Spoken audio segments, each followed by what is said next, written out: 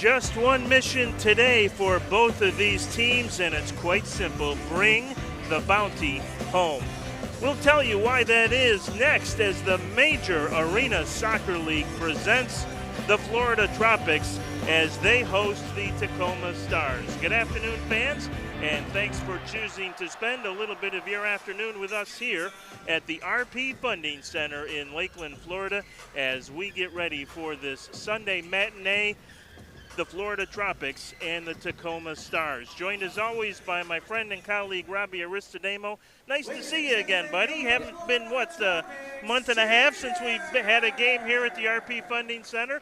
But lo and behold, the Tropics proving to be road warriors. They go out for 5 straight, come home with a record of 4-1. In fact, their only loss during that road trip was a shootout loss in Dallas. So I think all things considered, you got to be pretty pleased knowing you're away from home for a month and a half and you only lose once. Well, I think that was the big question, Brian. What can they do on the road? Obviously, they started the season very strong on the road, but I think the big question was, could they sustain that on the road? And obviously, a lot of answers have been proven that they can, and Clay Roberts and company have done a great job battling on the road in big crowds and big venues, and congratulations to them. Now they got to keep that momentum going at home. Yeah, big win in Milwaukee, a place where it's always difficult to play, and the Tropics have had at best mixed success there. They never led in that game until Kyle Williams scored with 90 seconds to go to give the Tropics a 9-8 win before what I think might have been the largest crowd in the MASL this season. If not, it was certainly in the top 2 or 3. And so it was a great atmosphere in which to play and to kind of get ready for the playoffs. And we are definitely to the point now where we have to start talking about the postseason. The good news is, at some point during this road trip at least, the Tropics did clinch a playoff spot. They are guaranteed to be a wild card entry, but they, of course, have much higher sights than that. They want to wrap up the Eastern Division. Technically, mathematically, they could do it here today. If they win and Baltimore should lose against Harrisburg later this afternoon, that would give the Tropics the Eastern Division title. Their magic number is basically 2. And that's any combination of Tropics wins or Baltimore losses. And, of course, Baltimore still has to come here twice before the end of the regular season. We'll talk more about that crazy Tropics schedule as we move on. But I know one of the things Clay Roberts talked about today, Robbie, with his team, and he had it up on the chalkboard, was time to really start creating that playoff feeling, that playoff energy, create the excitement, and kind of get yourself mentally prepared for a place that the Tropics have never been before, and that's a home playoff game. No, I think it's massive. I think obviously it starts now. Again, they're inching forward, closer and closer to the playoff, the big games, the one-and-dones, the big crowds, the excitement. And again, as a player, mentally, physically, emotionally, you have to set the standard. And there's no time like today to start that process of every shift is important, every possession's important, man down, man up unit, 6 attacker, 4 and against. I mean, you really have to start to focus on all the little details that's going to win you a championship. And as we said, the Tropics have much higher sights than just a playoff berth or even the Eastern Division regular season championship. They still are very much alive to catch San Diego for the number 1 seed overall.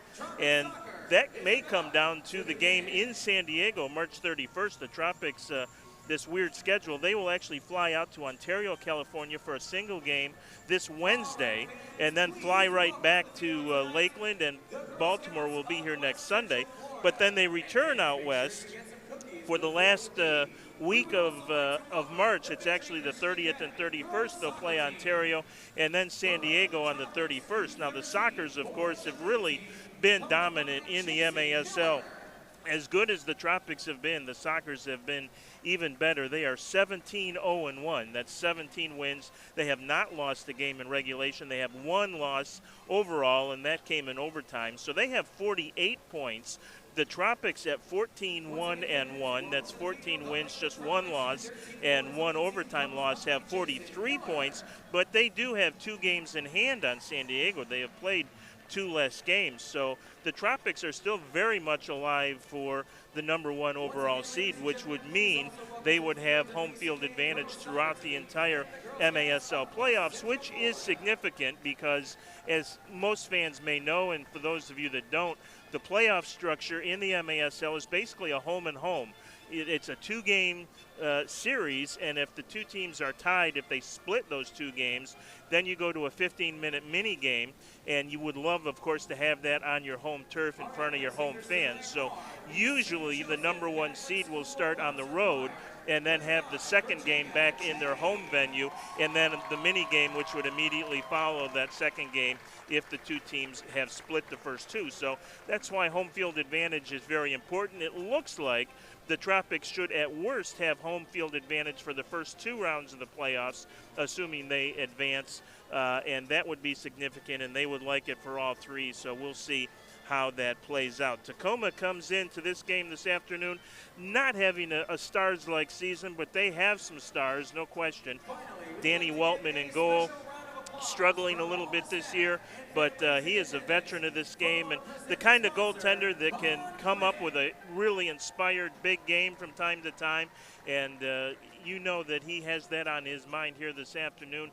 Nick Pereira, who had been the player coach up until this year, one of the true superstars of the MASL, just a few seasons removed from an MVP campaign, and a guy that is also been a pain in the side of the Tropics for much of their existence, although it was during his time with the Baltimore Blast, and that's, of course, Vinny Dantas, who is kind of the walking, talking definition of a target forward in the MASL. But overall, Tacoma is just 5-10-2.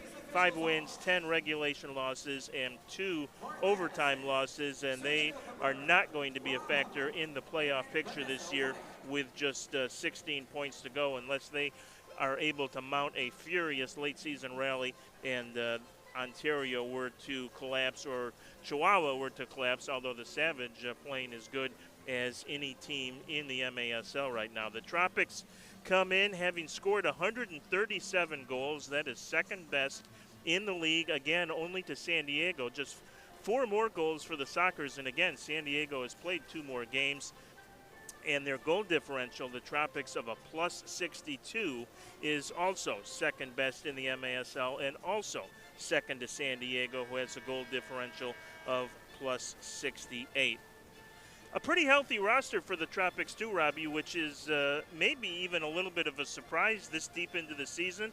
Of course, no Vicmore Eligwe. He had meniscus surgery about a month ago. The hope is that he may be available for selection and dress in the postseason should the Tropics need him. No certainly guarantee of that, but he is rehabbing back in Dallas, and things are going well, and the hope and the expectation is Vicmore, who was such a big part of this offense early in the season and late last year, will be available for the playoffs. Of course, the really disappointing injury for Tropics fans was the ACL tear suffered by Bruno Enrique, who is having just a spectacular sophomore season, was 3rd on the team in scoring when he went down, and obviously with an ACL injury, he's done for the year. But that is significant, right? I mean, to get to this point, you're 16 games in, so exactly 2/3 now of the schedule in the books, and really those are the only 2 long-term injuries the Tropics have sustained, and as physical as this game can be,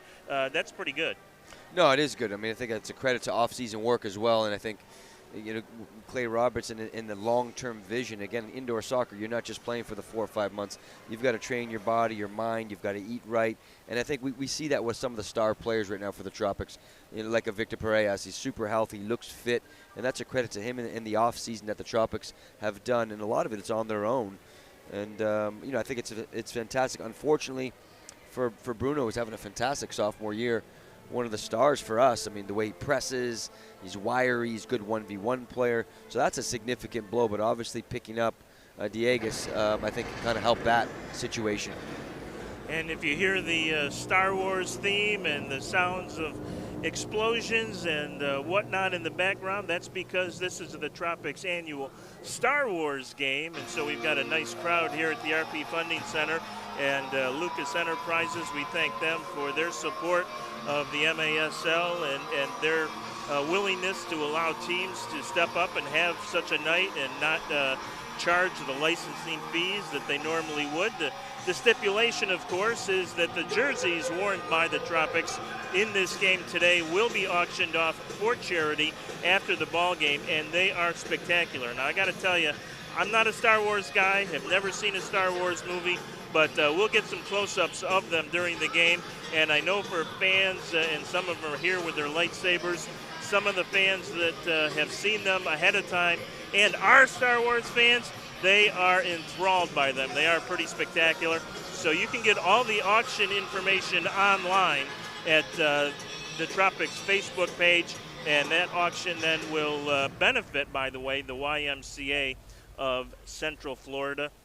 And great that the Tropics are able to support some of those local organizations. I know last year, I believe the money went to Tops Soccer, which is a soccer program for youth that are both mentally and physically challenged, and it's a tremendous program. And so our thanks to, as we said, the folks at Lucas Enterprises and everyone involved in allowing this to happen. And so fans were excited to have some of the Star Wars characters on hand here in the lobby, getting their pictures taken with them before the game, and again a chance to have some tremendous Star Wars memorabilia after the game and support a great cause in the form of the West Central YMCA.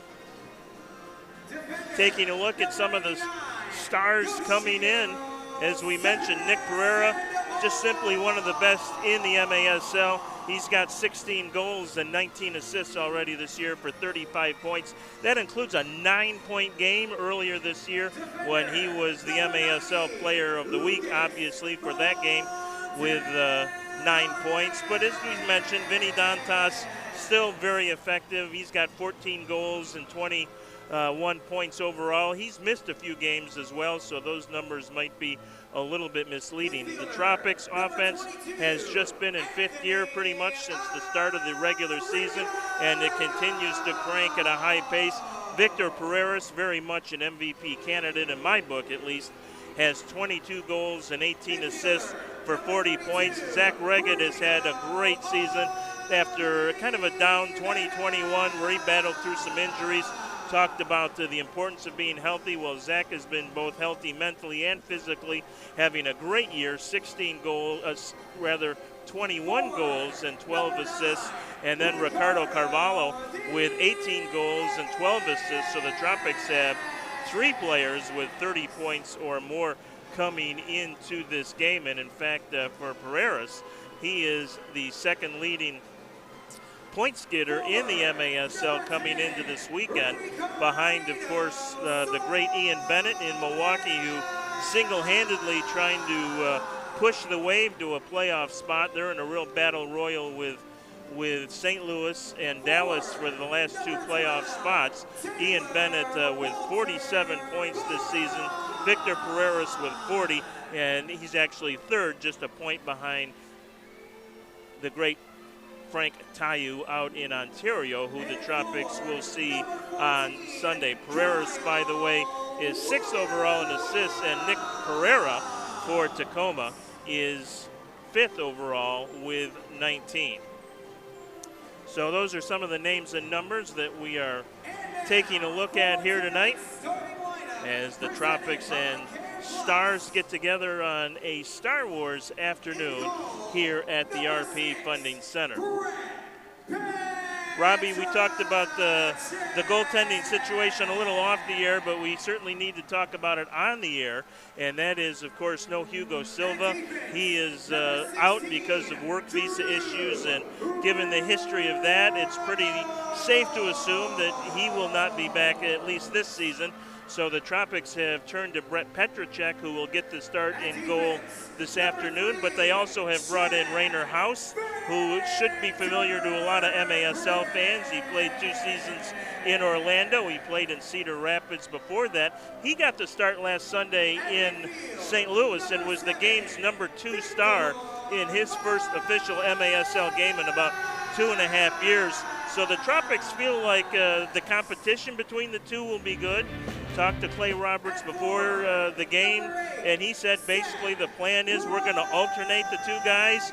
Rainer is expected to get the start out in Ontario on Wednesday, and basically let the best man win, and that'll be the guy that will carry the team forward into the postseason.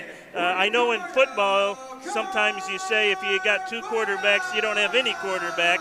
I don't think in this case the Tropics, I mean, neither are Hugo Silver level, and neither will pretend that they are, but the Tropics feel that the competition between the two and that they're both healthy will allow them to be good enough in goal to get them deep into the playoffs and maybe make that championship run. Yeah, no, I think you're right, Brian. I mean, both keepers certainly have some experience in the league and can make a dynamic, exciting saves, solid enough with their feet. Again, with the new rule change, you're not relying with your keeper as much as you did in the past, so I think that also helps. You know, Hugo Silva was so good with his feet as well, so composed. But with this new rule, I think it certainly helps keepers that are a little bit less experienced in the indoor game.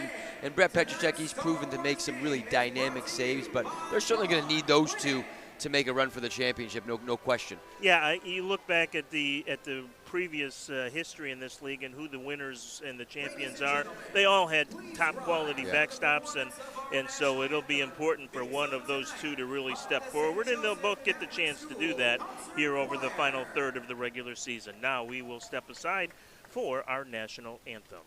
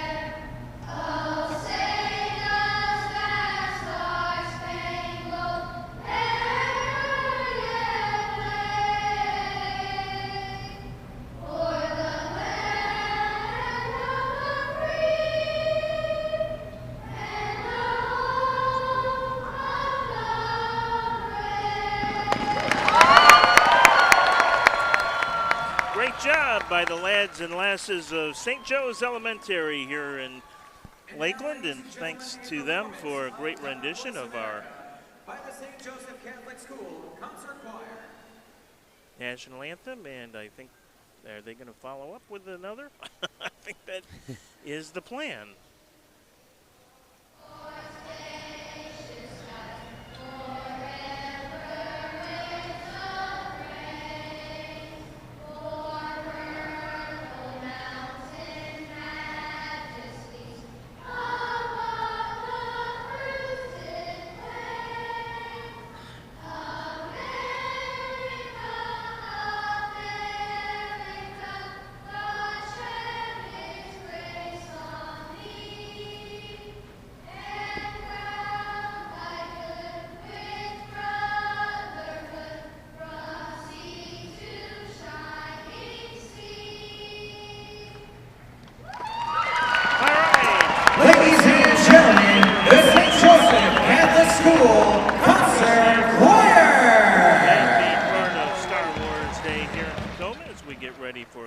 This is only the 5th time in Tropics history that they have tangled with Tacoma. They played twice last year, kind of an unusual season, of course, with the COVID restraints. Only 7 teams participating last year, but Tacoma and Florida were 2 of them. They met here in Florida in mid-February as part of the Sunshine Series when Ontario, San Diego, Tacoma, and the Tropics got together here and all played 3 games in 4 days, and that was the first of the 3 games for the Tropics, and they lost it in overtime, 8-7, and it was an unusual game because Tacoma actually got the game winner just 9 seconds into the overtime period, and it really was just kind of a bobble and miscommunication by Hugo Silva and one of the defenders on a ball back to Hugo, and somehow found its way into the back of the net, and so Tacoma came away with the overtime win. Then the Tropics, a couple of weeks later, met Tacoma in Ontario when those 4 teams got together for a similar situation in Southern California, and the Tropics came out of there with a 7-5 win, although all the offense, or most of the offense, in that game not dressed here this afternoon for Florida. Vicmore Ligwe had the hat trick, and as we mentioned, Ligwe out with the meniscus surgery. And Ian Bennett was a member of the Tropics last season on loan from Milwaukee, and he had 2 games. All-time, Ricardo Carvalho is dressed here for Florida. He is the active leading all-time goal scorer for the Tropics against Tacoma with 3, and no surprise, Nick Pereira is the all-time leading active goal scorer for Tacoma against the Tropics with 7. So we are about ready to kick it off. The players will greet each other on the field, and Tacoma has won the toss and will get first possession here. And it's big number 10, Nick Pereira, who is so good out there with Vinny Dantas, 2 guys with great size, athletic size, and they are as good as anybody in the league in using their bodies and setting other players up or finishing. One of the things I was impressed with by Nick Pereira, Robbie, when he played here last year, first time I'd ever had a chance to see him in person, it's kind of like Frank Tayu, and he gets a quick shot away. I mean, it's on his foot and boom, at the goal before you might ever suspect. And that is such a, space is so valuable in this league. He doesn't need much to get a shot away from just about anywhere inside the yellow line. No, I think the fans are going to be in for a real treat. Obviously, he's one of the top striker forwards in the league, and people don't understand what type of skill level that he does possess. So it will be a treat for them today to see that type of talent. It was a treat to see Frank Tayu here last year for the first time ever as well, and put Pereira in that category as one. If you're a fan of the indoor game, you just have to appreciate his skill and talent regardless of who you're rooting for. He's just very impressive out there, and the Tropics will have to know where he is all the time. Here's Reggett down low. Reggett going to play it off the boards, looking for Carvalho in front. Pereira's picks it up. Pereira's takes a shot. That never gets through to Waltman. And now Vinny Dantas will control. Well, Vinny Dantas, just such a good back-to-goal target forward. He's always been a menace, but real good championship years with the Baltimore Blast. Yeah, he's, as I said in the pregame, kind of the walking, talking definition, I think, of a target forward. He can hold the ball, has great vision, can finish if the opportunity presents. Here's the ball down to Diegues, and he just misses. Didn't even welcome back Ricardo Diegues, his first home game since being reacquired. Here's a ball through to Drew Ruggles, who has it knocked away. Pereira chases it, and the foul will be called as Felipe Souza hit the deck. Yeah, Diegues for me, super exciting talent, fantastic left foot, really cheeky with the ball, scores a lot of goals in and around the area, but that was a beautiful shot. Steal, shot, go! Well, you called it, Brian. Steal, shot, and goal from Arico. We love what he brings to the table as a midfielder. He's up and down. He's a battler.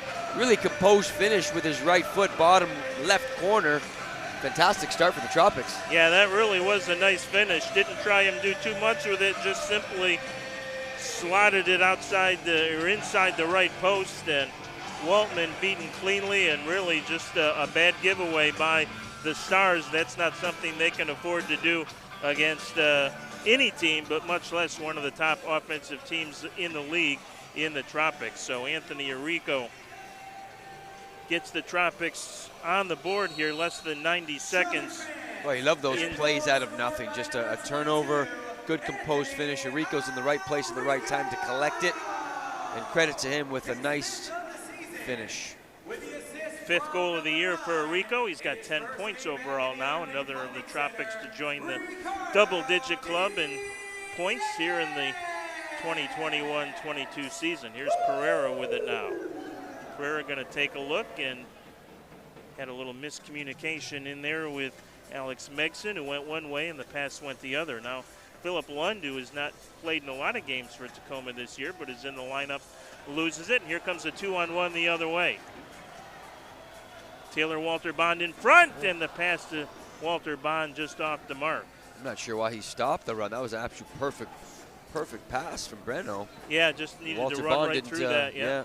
it's like a receiver in football, not running through the pattern, and ended up having one go off his fingertips. But Tacoma dodges a bullet there. Ricardinho going to get it on the takeaway again. Ricardinho has it taken away then by Pereira. Well, Pereira's a big body. I don't think people realize how big he actually is. He's very difficult to dispossess, knows how to use his body extremely well, and he's really, really good with the sole of his foot. But one of the things I've been impressed with this season so far has been the transition moments when the Tropics do retain possession. They get out in a hurry. They have already here in the first quarter. Reggett trying to chase down that loose ball, and Adam West will be on the receiving end of a Reggett foul there. Here's Dantas with it, being watched by Vandergriff. In front, Petracek knocks it away. Vandergriff headed right back in front, but out of trouble, and here's Drew Ruggles with it. Carvalho, 3-on-2 for the Tropics if they hurry. Carvalho gets it over to Vandergriff. Shot, goal!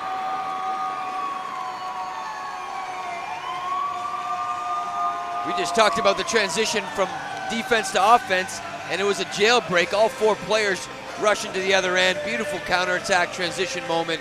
Fantastic first-time finish from Ruggles. We talk about Ruggles making those long 30, 40-yard runs down the pitch. He's got great energy, but you love the teamwork and the back post tap-in. Yeah, tic-tac-toe play, a 3-on-2, and perfectly executed. And we were just talking about making sure you finish your run to the net. That's exactly what Drew Ruggles did right there, and results in a relatively easy but very pretty goal for the Tropics, and they lead it 2-0. And I think Tacoma wants a timeout, and that is probably a good decision, because the Tropics have been pretty much all over the Stars here in the first 3.5 minutes, and first-year coach Adam Becker will impart some words of wisdom here, but I'm not sure if you're the Stars what exactly Coach Becker is going to say, except, look, let's settle down and just play some good fundamental soccer here and get our legs and get going, right? Well, I think, and I think at the end of the day, if you want to be a championship team, you have to defend in numbers, and obviously that was a 4-on-2 situation there, and previously it was also another transition moment. Yeah, you have Ruggles just making a long run, committing to that back post. It's an unselfish play as well. A lot of players want to get their points and their stats and want to get their goals, but you love to see that back post unselfish pass to Ruggles, and I love the decision. And it's been interesting to watch Chad Vandergriff this year. He has become a much more aggressive offensive player. I can't remember exactly which game it was. We were kidding about the fact he hadn't scored yet, and they were trying to set him up. He's got 4 goals now and has already been involved as a key player in a couple of rushes here, and picks up that pretty assist. Well, and I think also, too, that's credit to Clay Roberts, because, obviously, I think he was a former Wave player. It's a little bit more of a structured system here. It's a little bit less. There's more freedom to get forward. You see Ruggles making those runs, and Monteleris gets out of the back. Obviously, you're seeing Vandergriff get that high up the pitch as well. So credit to that kind of free-flowing style of play. Yeah, you're exactly right. I mean, Drew Ruggles we expected from, and again, another turnover. Here's Diegas out there. Diegas has been tremendous. I was talking to him before the game, and I was kind of kidding him. I said, you really just, you don't look like you've missed a beat. Picked up exactly where he left off. He was the Tropics' all-time leading scorer and goal getter the first 3 years here before signing with Utica as a free agent. Reacquired at the end of January in a trade, and he's got 7 goals already in 4 games back with Florida. No, he's a top talent for sure. I think one of the things that he continuously improves upon is just his defensive work. Clay Roberts, if he's wanting to win a championship, he's going to need the likes of a Diegas to defend as much as possible in those critical moments of the game, blocking shots, following runners. We know he's a top talent in the offensive third. Now he has to be a complete target forward with his defensive work. Felipe Souza hit the deck there, and Pereira's is called for the foul. Here's Pereira for Tacoma. But you're right, Pereira is very much like the big man from Frank Tayu. Yeah. Very technical, big, strong. He's listed at 6'3", 200 pounds in the Tacoma roster, and every bit of that, certainly. I think it's a little bit surprising to me. You know, you can tell he really likes to go 1v1 initially this early off in the game, but you know, I'd like to see him a little bit deeper and to work off of him, more of a post-up type of player, and to have your midfielders run off of him a little bit. He'll get there, trust me. He is a point guard, he's a shooting forward, he's a post player if they need him to be. He's pretty much anything they need him to be. He'll at some point during the game fill that role. Here is Taylor Walter Bond with it, and he will get it back out to the midfield circle. I think one of the things I've also been impressed with is, you know, sometimes, you know, again, these balls into the target forward, they don't waste time, Clay Roberts' crew. They want to find their targets as quick as possible. And that foul will go against Rafa Alves. I think the Tropics' two main things this year that I've really noticed is how quickly they get it in transition. The other thing is how quickly they like to find their target forwards. This is in the offensive part of the game. It's one of the reasons why they're second in league in goals for. Danny Waltman comes well off his line to join the offense for just a moment. Now here's the ball in for Pereira. Ruggles on him. Ricardinho trying to steal it. Good play by Lund to keep it in the zone, but then knocked out of there by Arico.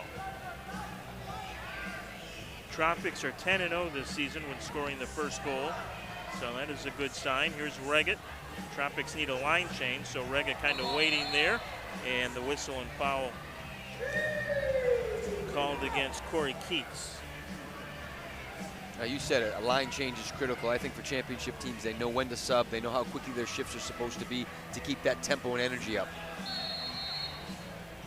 And the hold will be called as Zach Reggett does good work in the corner to set up a scoring chance here for the Tropics.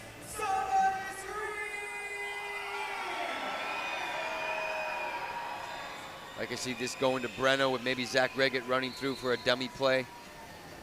Does come to Breno Oliveria, and he doesn't get as much honor as he would have liked, and it never got through.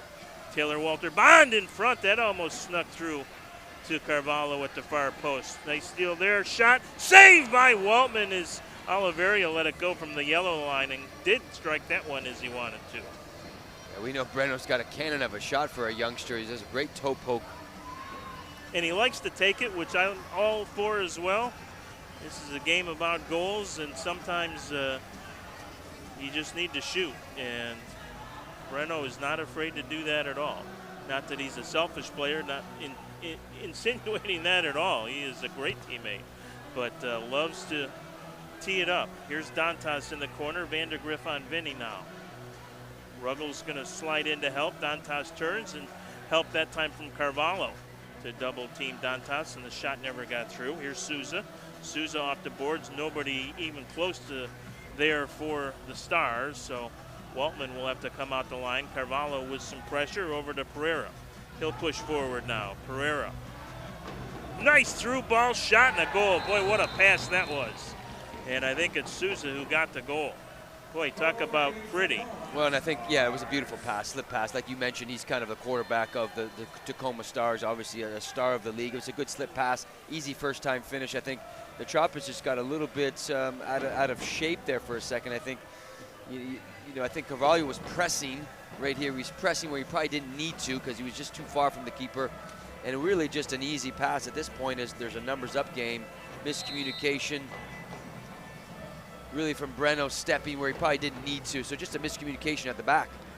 Yeah, that was well done by Pereira, who will get the assist. So Tacoma settles things down and right back in the ball game here. Not that they were down 2-0, but they had really struggled over the first 5 or 6 minutes. But that will certainly put them in a better frame of mind. Here's the ball down to Alessandro Canale. Canale off the boards in front. Lund was making a run, but he couldn't pick it up. Canale will be called for the foul on Kyle Williams, who had the game winner last weekend in Milwaukee. As we said, scoring with like a minute 33 to play, I think, giving the Tropics their only lead of the entire game. Had a crowd of over 4,000 in Milwaukee for that one, and it was a lot of fun to watch. And a lot more fun if you're a Tropics fan in the end with Kyle Williams getting the game winner. Play on, say the officials. Yoshio Sandoval will step in the way of that one, and Kyle Williams will track this down in front of Sousa. Gets it back to Petracek. Petracek will play it up to Victor Pereiras. Nice ball left side to Kyle Williams. 2-on-1 here with Taylor Walter Bond, and Kyle Williams couldn't get the pass through. Oh, it's a good defensive play. Just reading the pass, anticipating the slip ball back post. Yeah, that was a 2-on-1 clean opportunity for the Tropics, but broken up there as Pereira in a little trouble.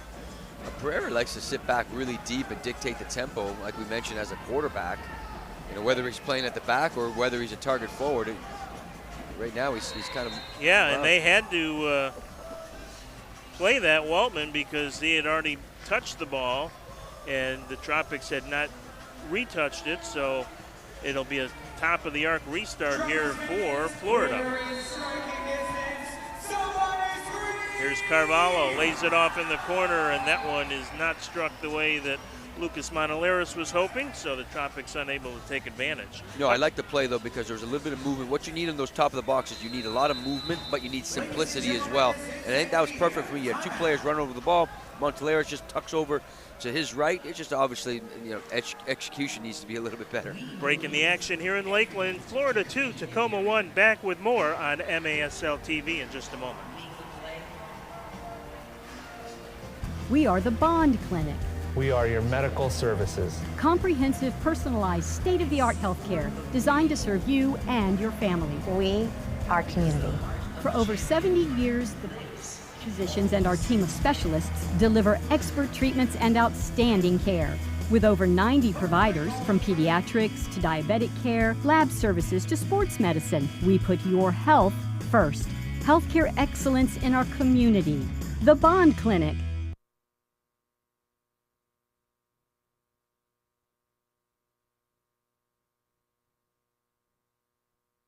Here at the RP Funding Center in Lakeland. By the way, wanted to give credit where credit is due. It was Alex Caceres who made that really good defensive play for Tacoma on that 2-on-1 breakout for the Tropics. So credit Caceres for reading that play well. Danny Waltman's had a couple of good saves after giving up a couple of goals early. So that's where we stand with 6:40 to play in the first quarter. 2-1 Tropics. On goals by Anthony Arrico and Drew Ruggles. Nice to see Drew Ruggles back on the score sheet. Well, he certainly loves to play at home, and I've been very impressed with him this year with his home games, really just with his deep penetrating runs all the way from the defensive third to the attacking third. And time again, he's scored a lot of those goals when he's making those deep runs. I say nice to see him back on the score sheet because he'd actually gone 4 games on that road trip without a goal, which is unusual for Drew, and then got one in St. Louis, and so goals in back-to-back games now for Drew Ruggles, who, look, he's one of the Tropics' best player, and when you get to this point of the season, your best have to be your best. Drew Ruggles finding his offensive mojo once again as Regan. Yeah, I'd like to see a little bit of sustained possession from the Tropics. Not really slow the game down, but keep a little bit of the tempo. Get your changes going regularly. Get your shifts. Get your lines, guys. You know, getting a little bit of momentum in the game, and all that stems from possession. Talking about the goal-scoring streaks, Victor Pereiras comes in. Unofficially, I have to say this is a club record because I sure don't remember anyone scoring in 12 straight games like Pereiras has, but he has at least 1 goal in each of his last 12 games for the Tropics. Here's Pereira back the other way. Pereira being watched by Ruggles. Boy, look at the fancy footwork. Takes 2, almost 3 players to get it away from Nick, and finally they do as Vandegrift came back to help. But Tacoma will keep possession here. Lund with it. Well, no, Pereira, this is really the first time for me seeing him play live, but he is a handful. You can see how he had a 9-point game. Yeah. No, I mean, he's really year. efficient and uses his body more than anything. Uses his body really, really well, and his awareness of where the opponent is allows him to use that big frame. And he'll tee it up from, as I said, just about anywhere. Lund with it, and he's got the kind of release and shot that he can score him from distance as well. So Tropics need a line change here, so Vandegrift just dumped it into the Tacoma end of the field to allow fresh legs to get out here for the Tropics. Well, and Tacoma's responded really well from that slow start. You know, again, 2-1 right now, and the game right now is even. As I said earlier, I'd like to see the Tropics with a little bit more sustained possession, but credit to Tacoma for getting their foot on the ball. Yeah, definitely credit to Tacoma, because 2.5, 3 minutes into the ball game looked like they might just get blown out in a hurry. That was a great timeout as well. Yeah, settle things down. Yep. Well called by, as we said, first-year coach Adam Becker. Nick Pereira was the head coach and player head coach for several seasons for the Stars. This is Kevin Naranjo with it. Played with the Orlando Seawolves. It is a familiar sounding name to Tropics fans, as Monolaris is taken down there by Canale, and foul is called. Well, Monolaris, really difficult target forward defender. He's difficult to turn and spin. He's such a strong body and very technical for such a big man. Long ball down to Ricardo Diegues, who loses his balance, almost got it to Ruggles, and I think Drew was surprised to have it there at the base of his foot at the top of the box and didn't quite do with it what he was hoping. Good pressure, though, by the Tropics here. Rafa Alves trying to step up. Tacoma will keep possession. This is Keats with it. The officials for today's match are brought to you by Capelli. Capelli is the official uniform sponsor of the MASL game officials. Today's officials, Mark Kadlacek and Sergio Cabrera, back after making his MASL debut here a couple of months ago. And talking with him before the game, he, of course, one of the world's most renowned futsal referees, refereed a World Cup final a few years back, and has transitioned now into the MASL as well. Said he's really enjoying that. Finds the indoor game, this version of the indoor game, to even be a little more physical than futsal, which for fans that might not be familiar with that sport, five-a-side soccer as well, but it's played basically on a basketball court. There are no walls, so players are in close proximity to each other pretty much all the time in futsal, but not quite as physical as what you see necessarily here in the indoor game. So good to have Sergio back here at the RP Funding Center this afternoon. Yeah, I don't think people realize, Brian, how physical the indoor game is. Obviously with the boards as well, where you're getting body checked at times into the boards. There's a lot more tackling in this game than there is in the futsal game. Good play by Waltman there to snatch it away from Walter Bond. Yeah, I think Clay Roberts is going to want to say, listen, let's have some patience finding the target forward. If Tacoma's going to sit back in, we've got to find our midfielders and shorten up the pass. Nia Williams trying to slow the roll of Pereira over there. Not having great success, but enough. Or just you're not going to be able to dispossess right? Good someone luck so with big that. and technical. Good luck with that. Long shot. Petracek dives to his left to make the save on Caceres. Might have been heading just a titch wide, but one of the things that is surprising, Brian, is you've got the big man Pereira with Dantas on the same line quite a bit. Oh, there's a push in front. How is that not a foul? My goodness gracious. Rico was just literally pushed to the turf on a great scoring chance in front. Just a great run in the box from Rico. Yeah, that's got to be a call. Pure and simple. Love the officials in this league. Support them. I think they do a great job. That was a miss, in my opinion. Here's Reggett. Reggett with it.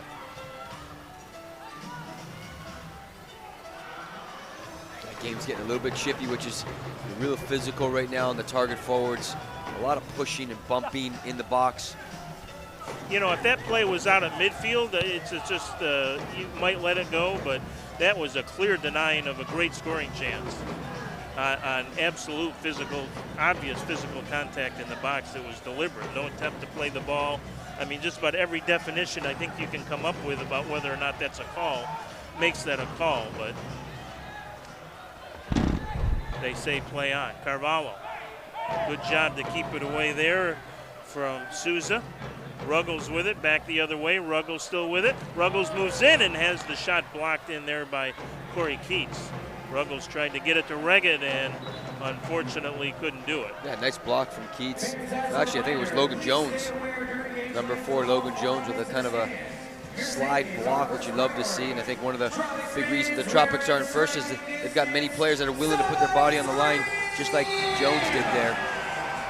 Ball on top, shot by Montelarison for the second time this quarter. Lucas misses 3/4 of the way to Alturas on that one. I think Clay Roberts is asking himself, well, why are we having Montelares be our sharpshooter? But he's got a great shot. Oh, yeah. Yeah, just got a case of the ups here so far in the first quarter. Pereira going to intercept that one in front of Carvalho. Tries to chip it in for his teammate Lund. Pereira going to track down a loose ball, but they're going to call a foul. Yeah, it was a foul. Montelares just kind of pushing Pereira from the side on the give and go. And now a delay warning issued to the Tropics for interfering with the ball after the call. Second one would result in a Tacoma power play if it happens again this half. Just 6 seconds to go in the quarter, so a chance for Tacoma to get a late one here. They'll get it over to who else? Pereira. Pereira going to try and create some space. Good defense by Sandoval that was Sandoval and Ricardo Carvalho. So Pereira not able to get a shot away. 1 quarter in the books here in Lakeland. It's the Tropics 2, the Stars 1. Back with the second quarter in just a moment on MASL TV. Please direct your attention to the field and get on your feet. Okay, so I locked my keys in my car. It could happen to anybody. Anyway, this guy shows up with this piece of metal to unlock my car. Does that thing work, I asked? Like a charm, he says. What happened next? I don't like to remember. You wouldn't believe what he did to my car. Should have called Papa Lock. Papa Lock's friendly professionals will have your door open fast and at a price that'll make you smile. Next time, call Papa Lock.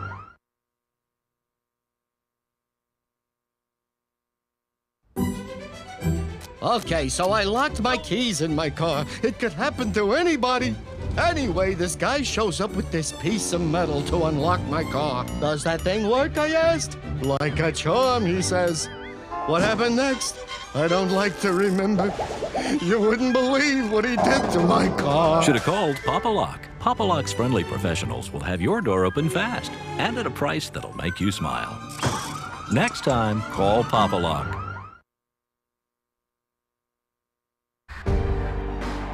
Make the play.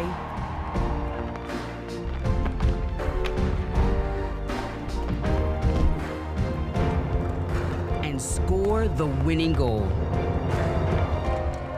Because the heart of a champion lives in all of us.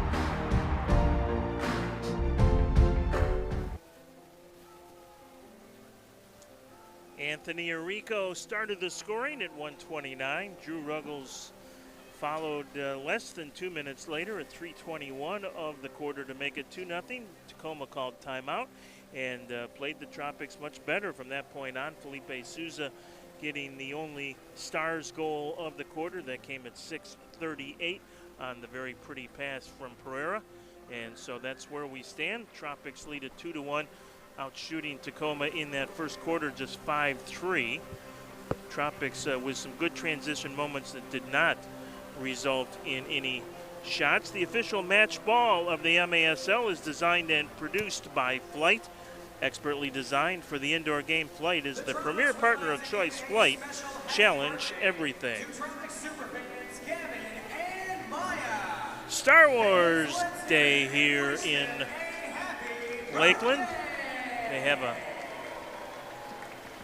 tremendous design on them this year and a patch on the right sleeve that says "Bring Home the Bounty," which is a reference to the most recent Star Wars movie that was released, and that's about as much as I can tell you. Have you ever seen a Star Wars movie? I have, but I tell you what, it's been decades, But you love the crowd tonight. It's a beautiful crowd tonight, and there's a lot of excitement in the crowd. I love the numbers, and a lot of that has to do with the Star Wars themed night with obviously the auction jerseys. Always a big night every season for the Tropics, and yeah, these jerseys are. If you want to go online, you can take a look at them at fltropics.com or the Tropics Facebook page. There's some good close-ups of them and get an idea just how spectacular they are, and they'll be up for auction after the game online.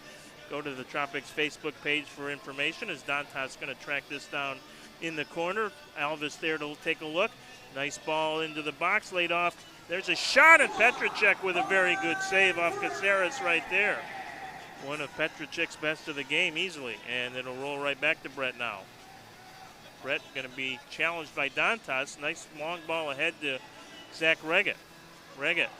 Scott, they're going to call the foul, yeah. Yeah, might have let that one go from the referee. Let that go for another second or two, and there's a little bit of a 2v1 on the left side of the pitch. Yeah, could have called continuation there. But you're right, that was a nice save from Brett Petracek. It was a good little transition moment from Tacoma. Here's Diegues, gets it in front. Kyle Williams couldn't collect it off the boards. So strange for me to start calling Ricardo Diegues' name again. I mean, he was such a fixture here for the first 3 seasons. When the Tropics weren't great, it was after he actually signed with Utica as a free agent. Here's a turn and a shot that's blocked in there. Good defensive play by Danny Menitti. Yeah, Menitti showed some good presence in the midfield. Waltman showing good presence there to make sure Diegues didn't poke it in. Well, geez, Waltman's been around the league since I was in the league back in the day. I don't know how many years he's got under his belt at this point. A lot, yes. Yeah, certainly a veteran keeper. I'll have to look up when his first year was.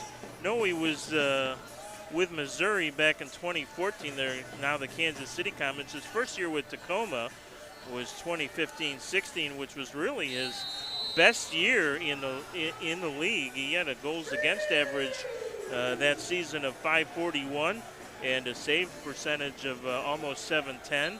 So he has certainly established his credentials in this league over a long period of time. So far, great game here. Second quarter with 13 minutes to go. Love how even it is right now, and you really can't pick one or the other. You do like what Tacoma's done to get themselves back in the game.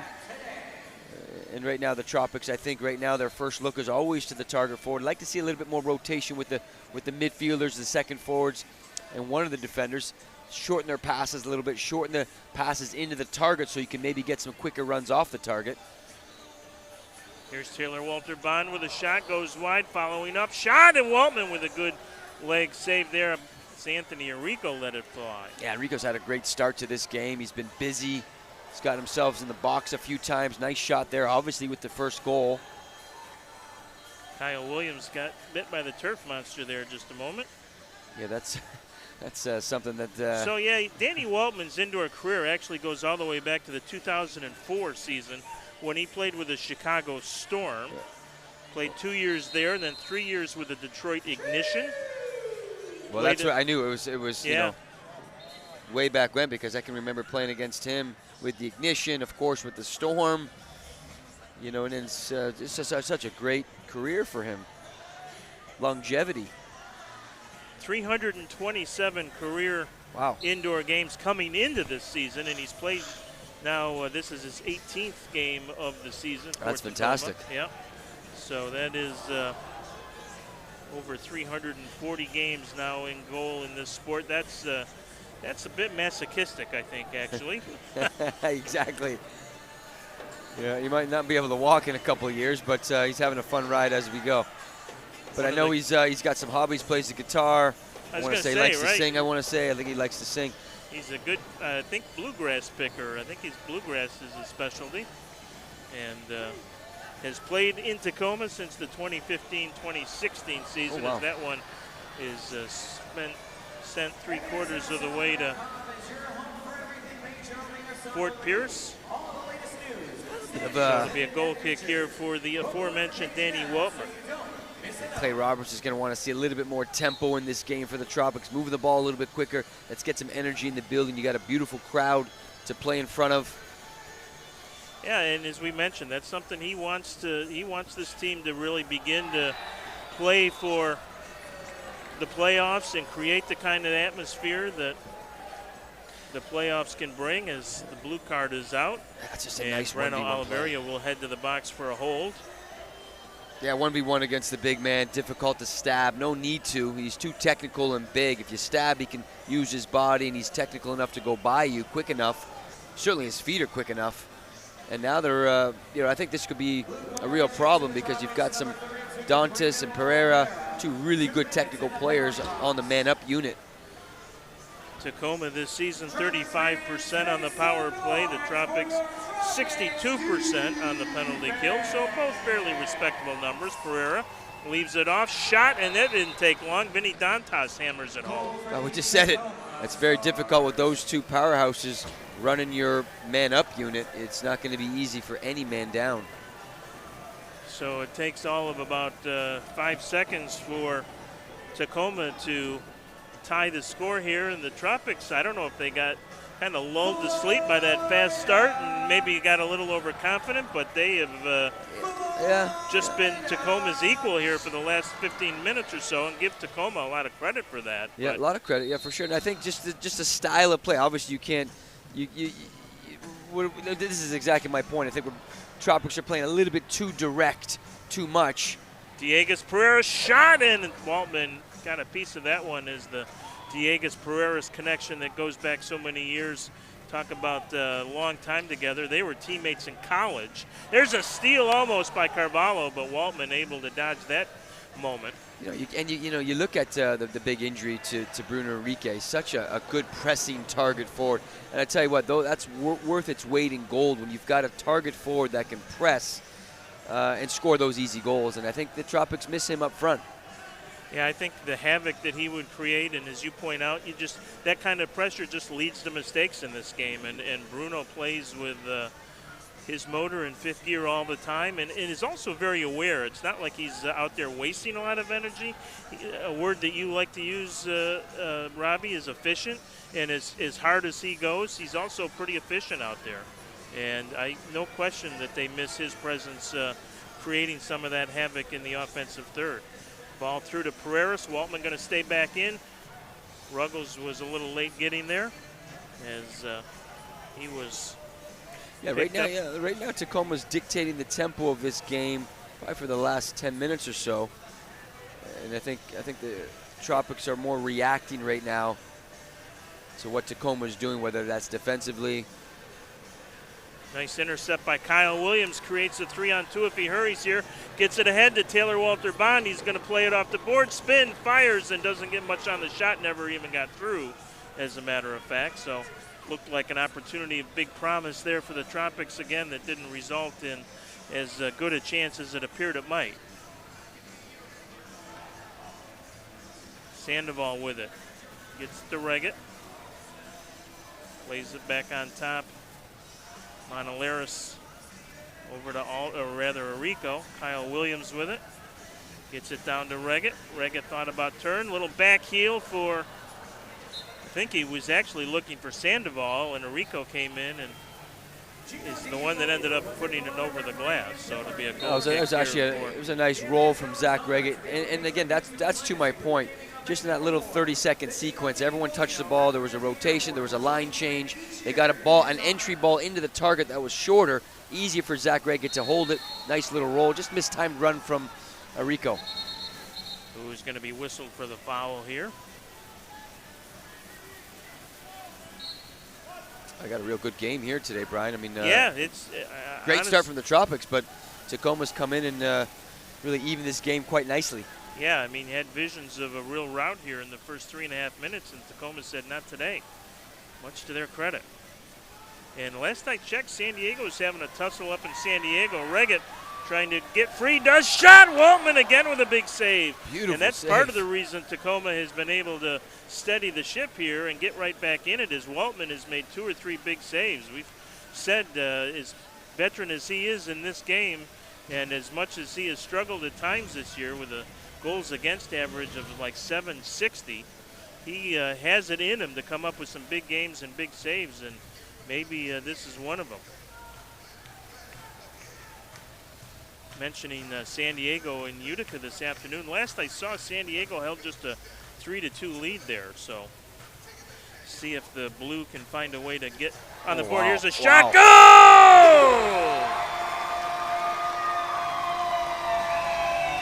Get a lot of possession, a lot of movement, just a beautiful individual play from Breno. Kind of, you know, a little step-in fake, taking it to his strong foot. Nice, cool finish, bottom left corner, keeper's right. But you love the interchange there, Ricardinho and Breno.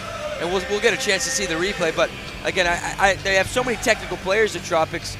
You know, getting everyone involved, moving off the ball. It really is to their benefit. Well, that's one way to atone for the blue card is Breno Oliveira with a nice possession, a nice work at the top of the box. And for Breno, that is goal number 7 on the season. Breno to Ricardinho, comes back. He just kind of stabs in and fakes the defender in his boots. Beautiful play. Here comes Ruggles, and he loses it to Caceres. And then Alves collects the loose ball, gets it up to Carvalho. And Ruggles and Taylor Walter Bond with him on the other side. Walter Bond is able to pick it up. Swing it to the near boards here. Pereiras being watched one-on-one by Naranjo. So Pereiras will pull it back out.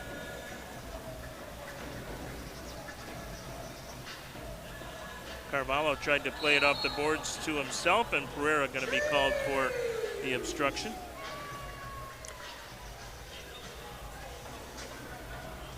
Yeah, I'd like to see Victor Pereiras get involved a little bit more. You know, he's such a good 1v1 player when he's isolated in the corners out wide. If the Tropics can find him, I think it'd be to their advantage. Trying to get it through to Reggett, and that is a foul against Zach. Got a little too physical to try and corral that pass. So we approach our officials' timeout here in the second quarter. Yeah, Zach's getting a little bit frustrated with some of the calls that the referees are giving, but again, he's got to continue to plug forward. This is Maniti playing it back to Caceres now.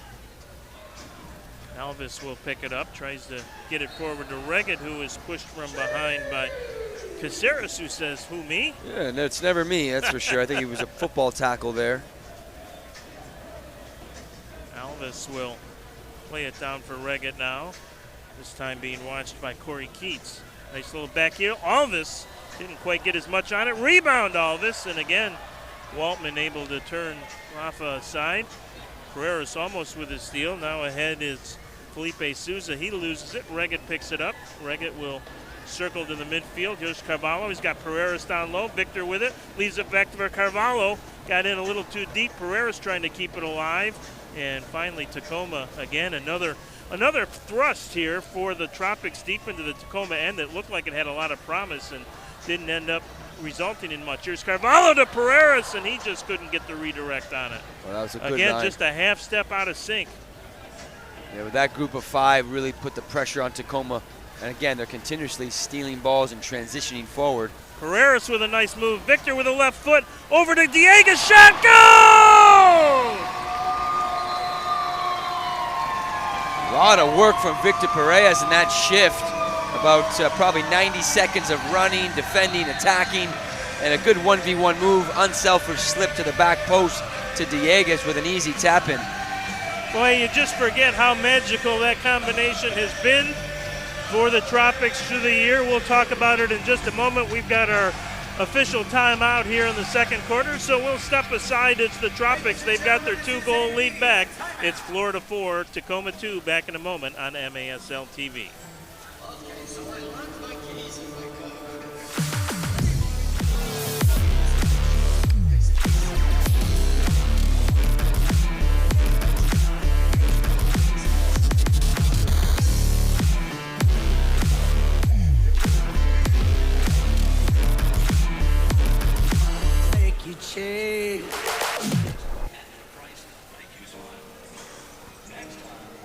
We believe everyone can compete in the arena.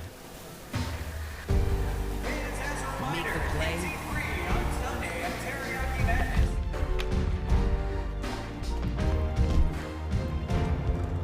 And score the winning goal. Because the heart of a champion lives in all of us.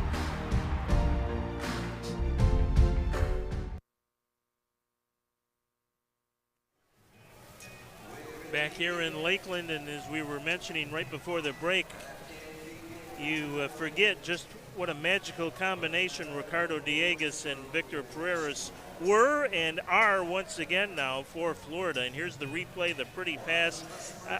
I mean, these two were teammates for 3 years back in Brownsville at the University of Texas, Brownsville, where they got to be great friends. Of course, they came here together when the Tropics were born in 2016. Ricardo ended up playing 57 games over those 3 years, had 69 goals in those 57 games. And I can't tell you how many of them were set up by Victor Pereras. And then when Ricardo left, Victor, Robbie, really kind of came into his own, I think, as a true all-around player. Instead of just trying to look to be the playmaker all the time, he emerged as literally now an MVP candidate in the league. So I think the time away from each other was probably beneficial, but it's great to have them back. No, certainly, really a dynamic duo.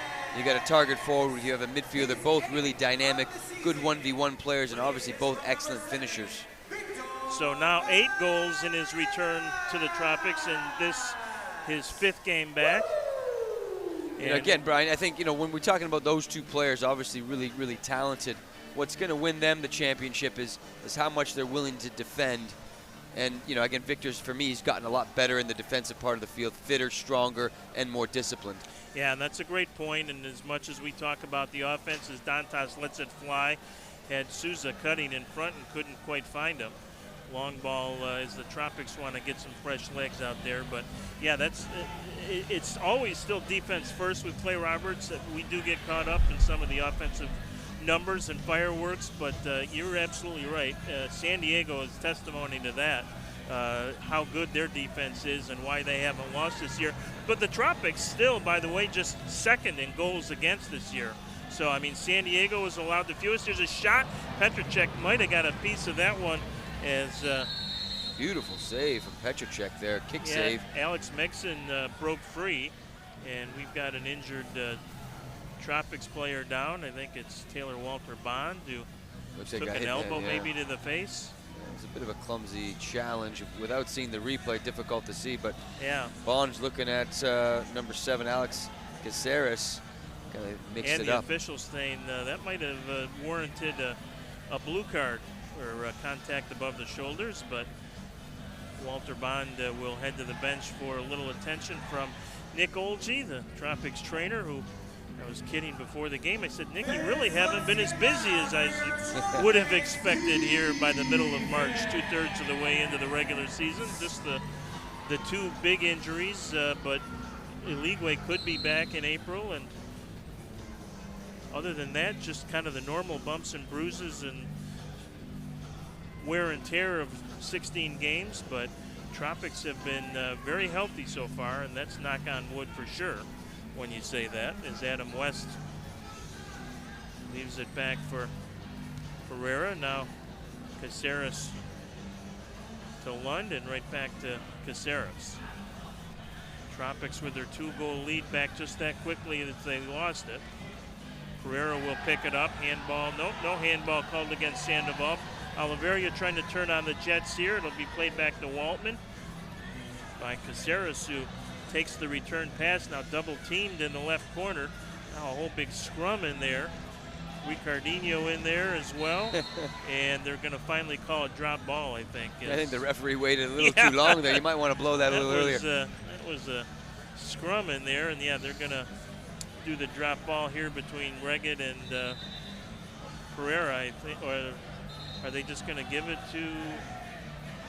Not exactly I thought sure, the signal was a drop ball signal, but credit to the Tropics again. Every lineup and sometimes combination. You got a Victor Perez and a Dieguez out there with an Enrico. Sometimes just the balance of that 5 really makes a big difference. And that shift before was real intense and aggressive. And I think credit to their 2-goal lead. Yeah, it was indeed a drop ball. Everyone had sagged back into the midfield like Tacoma was going to get it. But when Pereira has the chance to get the ball. He obviously won it, and Tacoma was able to clear the zone. Quick restart to Reggett now. Reggett out near the yellow line. Right side to Carvalho. Carvalho takes a shot off the glass. Pereira's trying to track it down in front. Pereira's keeps it alive along the near boards. In there is Keats. Challenged now by Reggett in front. Oh, and just a couple of steps in front of Carvalho. Ruggles will keep it alive, though, on the pass from Ricardo. Back out to the midfield to Monaleris to reset the offense with 3.5 minutes to go here in the second quarter. 4-2 Tropics. Ruggles with it. Monaleris. Down low to Reggett. Reggett leaves it for Pereiras, and then it'll roll to Waltman. A little bit tight over an overlap from Pereiras. Probably didn't need to go around Zach Reggett. Nice outlet to Adam West.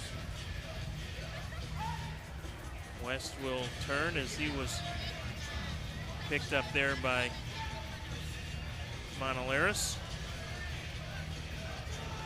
Now an opportunity for the Stars to get back into the game. I think they lost a little bit of their rhythm this second quarter. Not enough possession, not enough chances. Certainly a few key saves from Petrocek. But we haven't really mentioned Dantas too much besides the beautiful goal on the power play. Yeah, Vinny wanted the foul there on the push and didn't get it. Wasn't quite as emphatic as the push was on Rico in the box. Probably the only way to stop him. You got to put some sort of body on him. He's such a strong upper body. Ruggles with the restart. Gets the pass back. Ruggles shot. Goal! Wow, that is a banger of a toe poke. Just. I think it's official. The scoring drought is over as Drew Ruggles is celebrating in Drew Ruggles fashion. Celebrating like a sniper because he really picked the corner with his toe poke with a lot of pace and power. But again, you love when Ruggles joins the offensive third. He's such a savvy player in the attacking third. But good interchange, good little roll. We'll see the replay. Toe poke, banger. What a strike from the top of the arc with the left foot. And Ruggles gets down and not too dirty to celebrate his second of the game. So I think, as we said, the scoring drought is over for Drew Ruggles. Good defensive play work there. Yeah, Yoshi read it really well. Yep. Always a good help defender. Yoshi does a good job. Turn over to Sousa, and then Kyle Williams makes contact, and the foul is called. So the Tropics back in control here with the 3-goal outburst. Well, it's difficult. This is almost like a top of the arc. You're dealing with the top of the arc, and you've got two sharp shooters with Dantas and Pereira here just to the left of the ball. Caceres on the ball. Going to be Dantas with a shot. Petrocek gets big and makes the save. Headed to the far post. Pereira going to try and track it down against the Tropics' biggest body, and Rafa Alves. Dantas knocks Rico off the ball there for a moment. Here's Diegues with it. Diegues gets it ahead, trying to reach Kyle Williams. Kyle does get there, has it knocked away by Caceres. Referees are letting a lot of stuff go, I tell you what. Yeah, they have let them play, as they say. Here comes Sandoval, gets it ahead for Kyle Williams. Oliveri on a good shift in front. Williams gets it to Breno, shot, goal! Just a beautiful line change from Breno, as he literally was just on the field for maybe 2 seconds, and it was a big-time transition opportunity. I want to say it was a 3-on-1. Yeah, that's as good as it gets on a line change. The Tropics bench is, for the second and fourth quarter, would be closest to the Tacoma end of the field, and you can see Oliveria racing off the bench, and Kyle Williams just calm, cool, and collected, finding Breno for the easy finish. Yeah, good decision as well from Kyle Williams. Could have elected to maybe play it back post, but Breno makes the chop back to the top of the box and a first-time finish to the bottom corner. But a really good line change there. With whoever Breno's line mate was, he really gets the assist. So Oliverio gets his second of the game. It's 6-2 Tropics now. Shot by Dantas, that goes wide of the far post. Here, easy chance for Petrocek as Caceres didn't get much on it. Waltman way out. He will clear it high, and Ruggles will send it back the other way. Carvalho going to pick it up. Ricardo with it. Nice little spin move at the yellow line. Doesn't have much help at the moment, and so we'll pull it back out to Vandergrift. Good technical work from Carvalho. Such a good technical player. Again, we talk about Perea being so good with his soul. So is Carvalho. They really do a good job with the soul and the rolls. And that's part of the indoor game. You've got to be really, really efficient with the bottom of your foot, with your chance in front for Pereira's, but just knocked away at the last second. So the Tropics have scored 4 unanswered since Oliverio got his first back at the 6:36 mark. There's the call. I thought they were going to let that go as well. It's turned into a boxing match. But they've really tightened the grips, the intensity, the way they're closing players down, the ball speed. Everything's quicker in this second quarter. Carvalho has that one blocked by Logan Jones. Tried to get it back out to Vandergrift. Ruggles instead will control. Ruggles chips it in. Now here's Vandergrift. Shot just wide of the post. Great opportunity on the setup there. Yeah, good target play. Good rolls from Zach Reggett, Carvalho, all doing a great job with their target play. But part of that, Brian, is the shortness of the pass into the target. So it's easier to operate when the pass is only 5-10 yards as opposed to 30 and 40-yard long balls into the boards. Almost snuck a late one in there as well, but after Tacoma for much of the first quarter after a slow start and at least part of the second, certainly we're very much in this ball game, steamrollered now by those 4 goals to close out the first half by the Tropics, who lead it by a score of 6-2. So we'll step aside for just a couple of minutes. We'll be back and take a look at some of the first half numbers and get you ready for the third quarter as well on a matinee edition of Soccer Night Florida here at the RP Funding Center. It's Florida 6, Tacoma 2. Back with more in just a minute on MASL TV.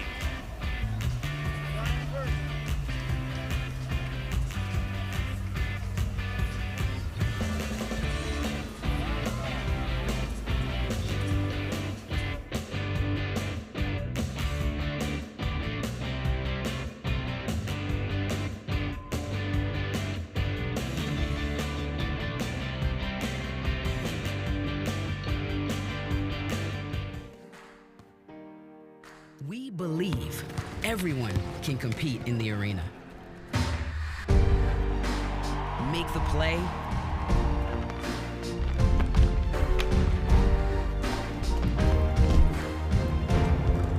and score the winning goal. Because the heart of a champion lives in all of us. We are the Bond Clinic. We are your medical services. Comprehensive, personalized, state-of-the-art healthcare designed to serve you and your family. We are community. For over 70 years, the Bond Clinic physicians and our team of specialists deliver expert treatments and outstanding care. With over 90 providers, from pediatrics to diabetic care, lab services to sports medicine, we put your health first. Healthcare excellence in our community. The Bond Clinic.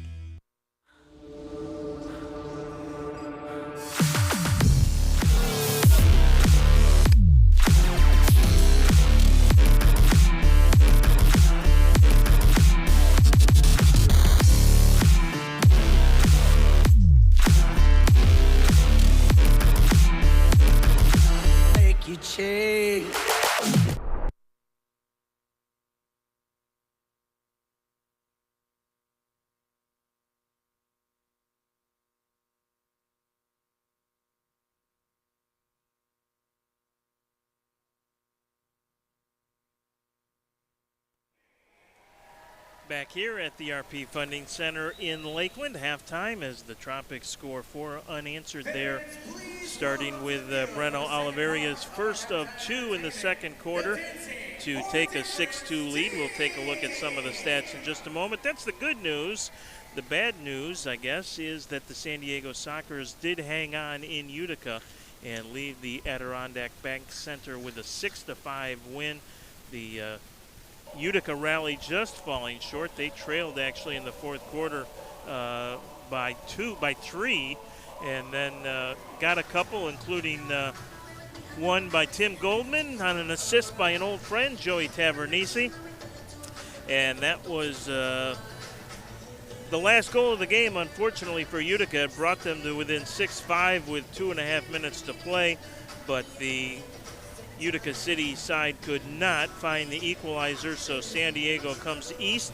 They'll have to do it again, by the way, in a couple of weeks. They have, like the Tropics, a rather challenging schedule to finish out the regular season that includes some games back east, but they come to the East Coast and beat Baltimore in Baltimore last night and then hang on to defeat Utica City 6-5 this afternoon. As we mentioned, the playoffs, only 3 teams right now have qualified. San Diego, Kansas City, and Florida are the 3 teams that have qualified. And if the Tropics were to start the playoffs today, their matchup would actually be against the Dallas Sidekicks, which is interesting because Dallas is one of only 2 teams that have beaten the Tropics this year. That in a shootout down in Dallas. The other, of course, the Ontario Fury in the home opener back on December 18th. Ontario right now would be the number 6 seed, but they're pretty solidly in, I would think. We'll have to see, but Dallas, St. Louis, and Milwaukee pretty much all have a round robin against each other over the final 5-6 games of the regular season. So they pretty much control their own destiny. Milwaukee right now on the outside looking in with 19 points, St. Louis with 22 points, and Dallas with 27 points, but Dallas has played one more game so far than those other 2. So the Tropics have guaranteed themselves a playoff spot. That means we will have postseason soccer here at the RP Funding Center, something we have never had in the 6 years of the Tropics' existence. That's because en route to the playoffs in 2020, the remaining part of the regular season and, of course, the entire postseason was canceled because of the COVID outbreak. And then last season, the playoffs were played at a neutral site. So the Tropics, even though they qualified for the playoffs, did not get a chance to host the game here in Lakeland. They will get a chance to do that in April. The regular season finale is at home, remember, against Baltimore. That is on April 3rd. And then the Tropics will be home for one game that following weekend. Whether that's Friday, Saturday, or Sunday will be determined by the playoff matchup and arena availability. But I would not be surprised that we would see you here at the RP Funding Center for our first playoff game on April 10th. That would be a Sunday afternoon.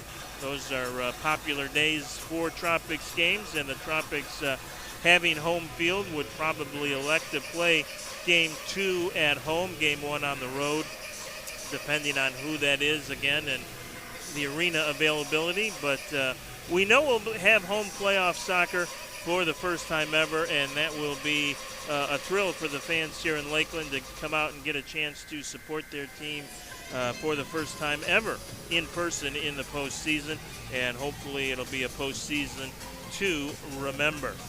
6-2 our score, and Robbie Aristodemo, kind of a weird first half in that the Tropics came out, looked like they were going to just dominate and win this going away. Timeout by Tacoma after that quick 2-0 lead by Florida. Then for the rest of the first quarter, part of the second, they were every bit the Tropics equal. And then I guess maybe as only few teams in the league can, and the Tropics are one of those teams, they just threw it back into fifth gear and 4 unanswered goals in the space of about 9 minutes. And Florida finds themselves right back in control.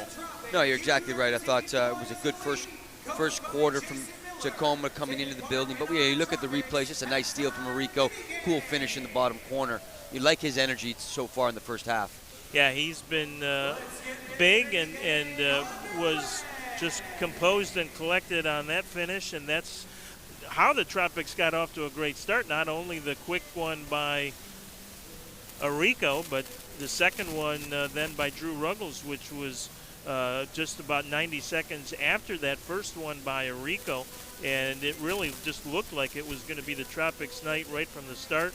And honestly, Tacoma came back then and really just was able to right the ship. And if you're in that Tacoma locker room right now, Robbie, what's the message to try and get the ship righted again as we take a look at that Arico finish one more time? No, it's difficult because I think right now the Tropics, towards the middle to the end of the second quarter, really upped the level of intensity, the interchanging, again, connecting with the target forward in a shorter distance to allow their midfielders and second forwards to run off the ball a little bit more efficiently. They just really turned up the notch significantly when you talk about Ruggles, Pereiras, Diegas. I mean, all their top star players really just played a lot better towards the middle to the second quarter. I think that's why they've got a 6-2 lead. But if you're Tacoma Stars, what can they do? They're only down 4, and they've got some real stars of the game. You look at Pereira's, just a nice slip pass here to the far post for their first goal of the game. He's a star player. My first time seeing him play is a real handful. Felipe Souza with the goal there, but Pereira doing all the heavy lifting with that great pass. And as we said, he is just so dangerous, so good. And then the Tacoma able to tie it up on the power play. Yeah, it's really just a simple power play. 5-on-4. Dantas he's always had a good shot. Pereira just slips it to his left. First time finish, bottom right corner. And at that point, it was a 2-2 game, and you're thinking, it may be a much longer afternoon for the Tropics than we were anticipating because, as we said, they came out with those 2 quick goals. But nothing then on the scoreboard until Breno Oliveira got his first at the 6:36 mark, that of the second quarter, and then Diegas his first at home since rejoining the Tropics at 8:33. Ruggles gets one, and then Oliveira gets his second.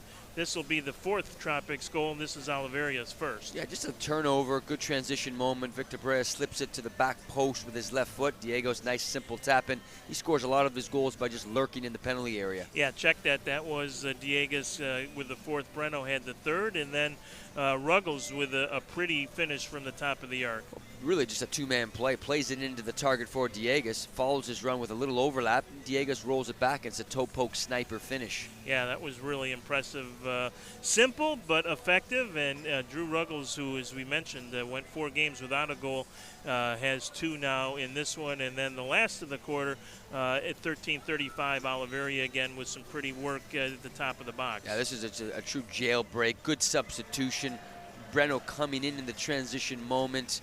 The big man Pereira gives the ball away in the middle third of the field, and obviously ball in the back of the net from Breno. Yeah, and as we said, that doesn't happen except the fact that the Tropics for the second and fourth quarter, their bench would be located in the Tacoma offensive half of the field. So Oliveira was able to step on at the far end of the bench where another player's coming off at the near end, if you will, or vice versa, depending on how you want to look at it. But that is absolutely a planned play, if you will, and Oliveira was able to take advantage. And that's how we have arrived at halftime here at the RP Funding Center. 6-2 our score. Shots in that first quarter, Florida with 17, Tacoma with 13.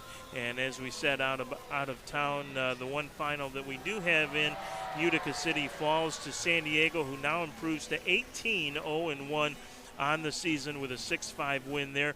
Remember, the Tropics and Sockers will play in San Diego on Thursday.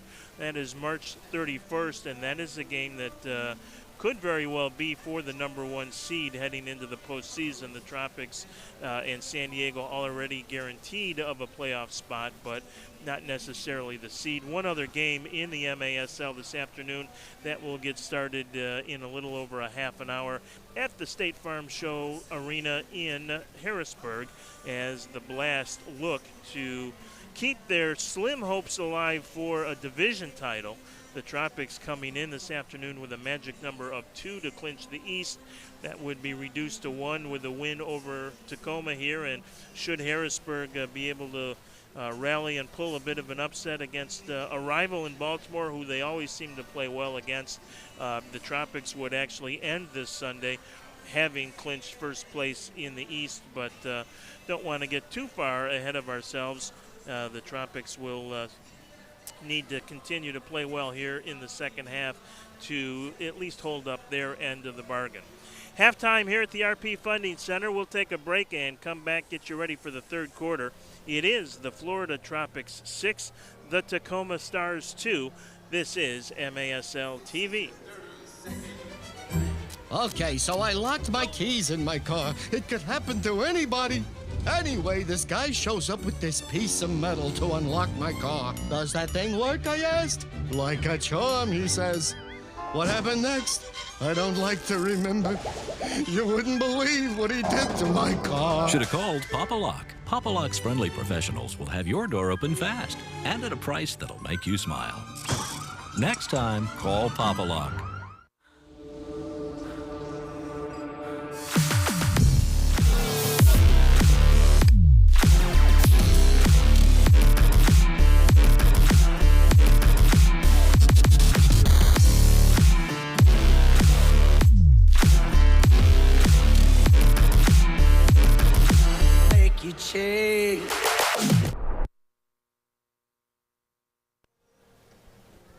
Teams are heading back to the turf here in Lakeland, getting ready for the third quarter.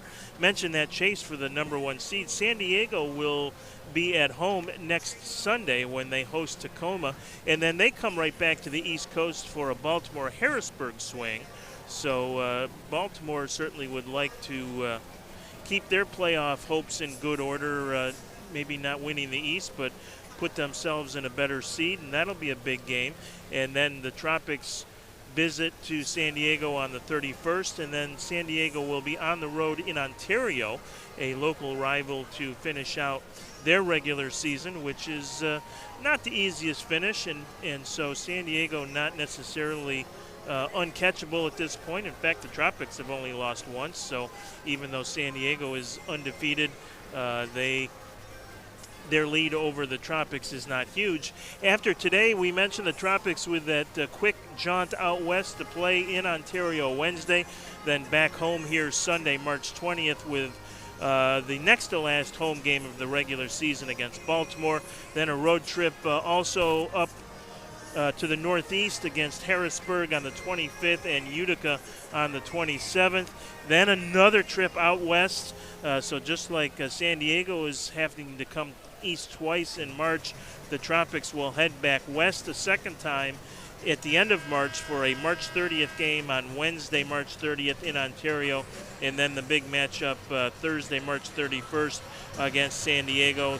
They'll be home to wrap up the regular season against Baltimore on April 3rd. It was interesting, Victor Pereira was the featured interview on MASL Prime Time with Alex, and fun to listen to Victor talk about the fact, Robbie, that last year's playoff disappointment is in fact kind of a driving force for the team this year. The fact that they've not ever had a home playoff game, a bit of a driving force, and this team is getting into that playoff mindset, and it's really not too early to do that, is it? No, it's never too early. I mean, obviously, if they've got one thing on their mind, that's to be the champions of the league this year, and you know, they certainly have the players to do it.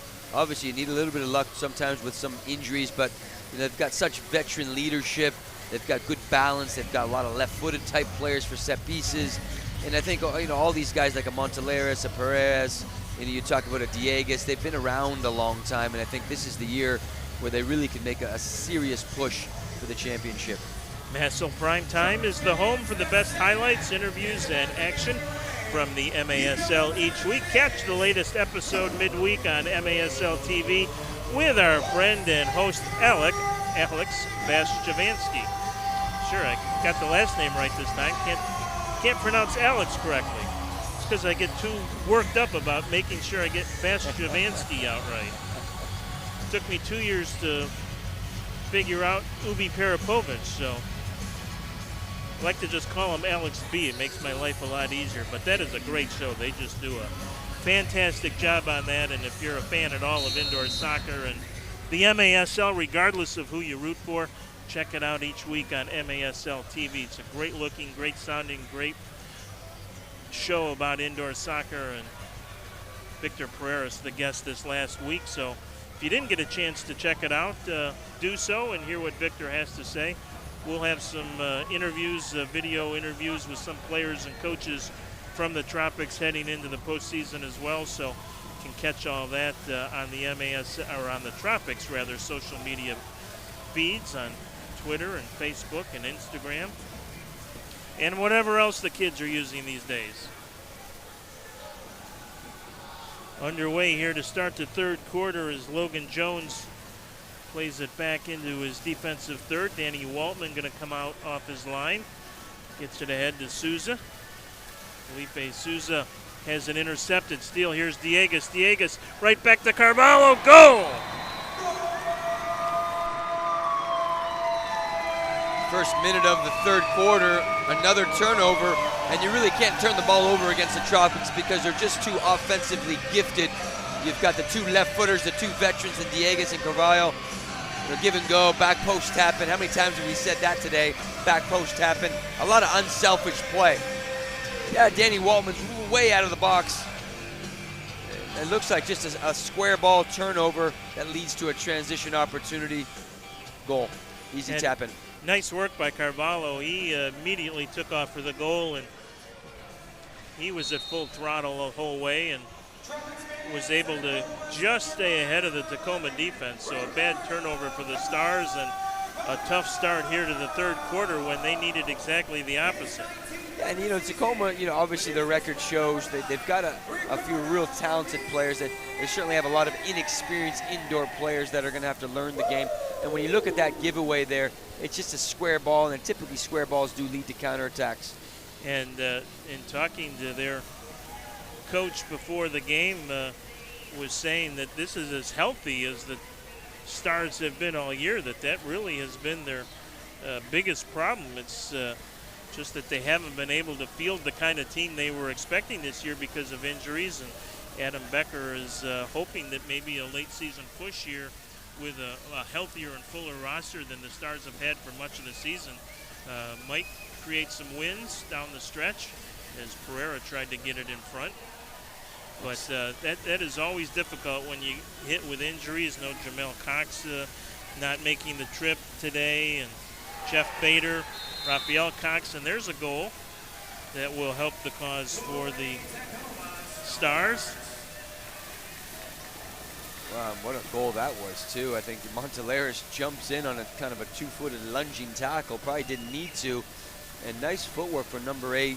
I want to say Lund, yeah. Yeah, Philip Lund, yeah. Philip Lund, beautiful tucked-in blast to the bottom right corner. But nice 1v1 move, and that'll give the Tacoma Stars a little bit of confidence, being only down 4 goals.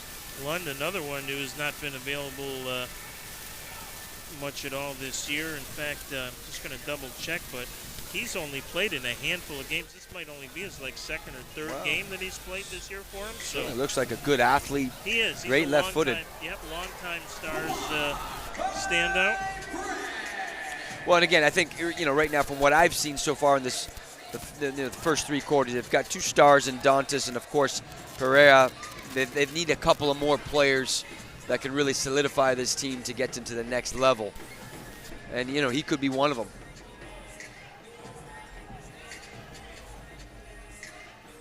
Might in fact even be Lund's first game this year. I'm trying to find him on the stat sheet here, but I'll double check that for you. But I know he hasn't played many, and it's exactly what Adam Becker was talking about, just having more guys available than he's had for most of the season. A big opportunity right now for Alves. He's got a cannon of a shot from this distance, and typically I could see him just firing this in. Alves fires and hits the far post. Boy, he's got as big a shot as anyone on this team, and we have seen him score a lot of goals on almost exactly the same setup, and he just missed there. And I mean just. Alves again with it deep in the right corner. Rolls around the boards, that time to Waltman, who is able to collect. A tough angle to use the boards there. He's just almost too wide, where it's always typically going to run into the keeper's hands. Petracek will come out. Pereira keeps it alive for Tacoma. Now Reggett gets it ahead to Carvalho. Carvalho's got Ruggles with him. Carvalho also got Oliveria with him. Tried to set up Ruggles. Second ball through, and the handball is going to be called. Certainly looked like it. Well, a lot of that stems from Ruggles, again, making these long 20, 30-yard runs, creating that numbers-up situation. Unfortunate for Tacoma with the handball, but you get a top-of-the-box situation here nonetheless. Carvalho, Pereiras, Ruggles out there will be joined by Oliveria. And Tropics want to take a timeout. By the way, just to set the records straight on Philip Lund, this is his 4th game this year. But just the point of what a good contributor he is, when the last full season that Tacoma played back in 2018-19, he had 22 points in 15 games, and the year before that, in 17 games, had 20 points. So he is typically a point-a-game guy, and there's not many lineups in this league. You take a point-a-guy game out of it, and you can find a good replacement. So. Yeah, and I think that's right now what Tacoma is missing, just that 3rd and 4th and 5th options, where you look at the Tropics, you know, at any given point, you've got guys that can score from, you know, either the back, whether it's a Monteleras or a Ruggles, or, you know, you've got your midfielders, all of them are efficient in the box, whether it's a Perez or an Arico, and of course your second forwards and your target forwards are all very efficient in terms of the points. So really a well-balanced machine right now with what Clay Roberts has assembled. Lund, a native of Denmark, played for the Seattle Sounders reserves, went through the Sounders Academy out in Seattle. Wonder if he's any relation to a pretty good player back in the days of the original MASL, Fleming Lund. Have to ask if I get a chance to see him after the game.